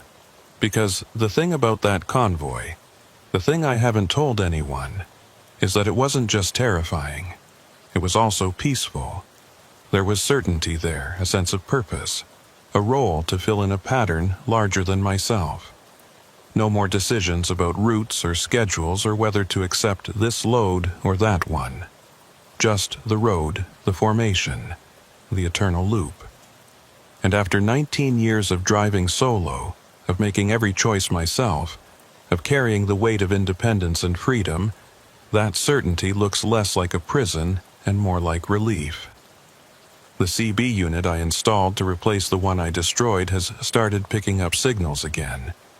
Nothing clear, just fragments of conversation in those familiar voices, coming through strongest in the hours just before dawn. Running smooth tonight. Schedule maintained. 7 trucks in formation. That last one makes me pause every time. 7 trucks. There's still one short of a full complement. Still waiting for someone to fill that empty position. Still waiting for me. I've stopped fighting the pull. Stopped trying to convince myself that I can maintain this half-life indefinitely. Driving only in daylight. Avoiding the routes I know best. Keeping myself isolated from the very thing that defines me. I'm a trucker. I drive. And the convoy needs a driver. Simple as that. Maybe it was always going to end this way. Maybe taking exit 34B or joining that convoy on Highway 19 wasn't a random occurrence, but an invitation I'd been selected for. A calling I'd been avoiding. And maybe the real mistake wasn't accepting the invitation, but trying to refuse it. Trying to go back to normal life after seeing what I saw, knowing what I know. Tonight, I'm loading out for that run through Montana. The route will take me within sight of Highway 19 around 2 a.m., assuming I maintain my current schedule. I could stop earlier, could pull into a truck stop and wait for dawn like I've done dozens of times before. But I won't. I know I won't. Because when I pass that exit, when I see the sign for Highway 19, I'm going to take it. I'm going to drive north into the darkness, and at 2:47 a.m., I'm going to see those lights ahead. That convoy running in perfect formation. And this time, when they welcome me back, when they open a space in their line for my rig, I'm going to accept. Maybe this makes me weak. Maybe I'm giving up on everything I built in my life before the convoy. But that life doesn't feel real anymore. Hasn't felt real since the night I escaped through that depot junction. This life, these 3 years of fighting and resisting and pretending I could go back to normal, it's been the dream. The convoy is reality. The route is real. And I'm ready to stop running from what I've known all along was inevitable. If you're reading this, if someone finds these notes after I'm gone, know that I didn't go unwillingly. Know that when I joined the convoy for the final time, when I took my place in that formation and let the route carry me away, it was a choice. Maybe not a good choice, maybe not a smart choice, but mine nonetheless. And if you're a driver yourself, if you run these northern routes, pay attention to the CB chatter in the deep hours. Listen for a voice with a slight Montana accent, calling out mile markers and maintaining formation. That'll be me, running my loop, carrying my cargo, serving the route like all the others who came before.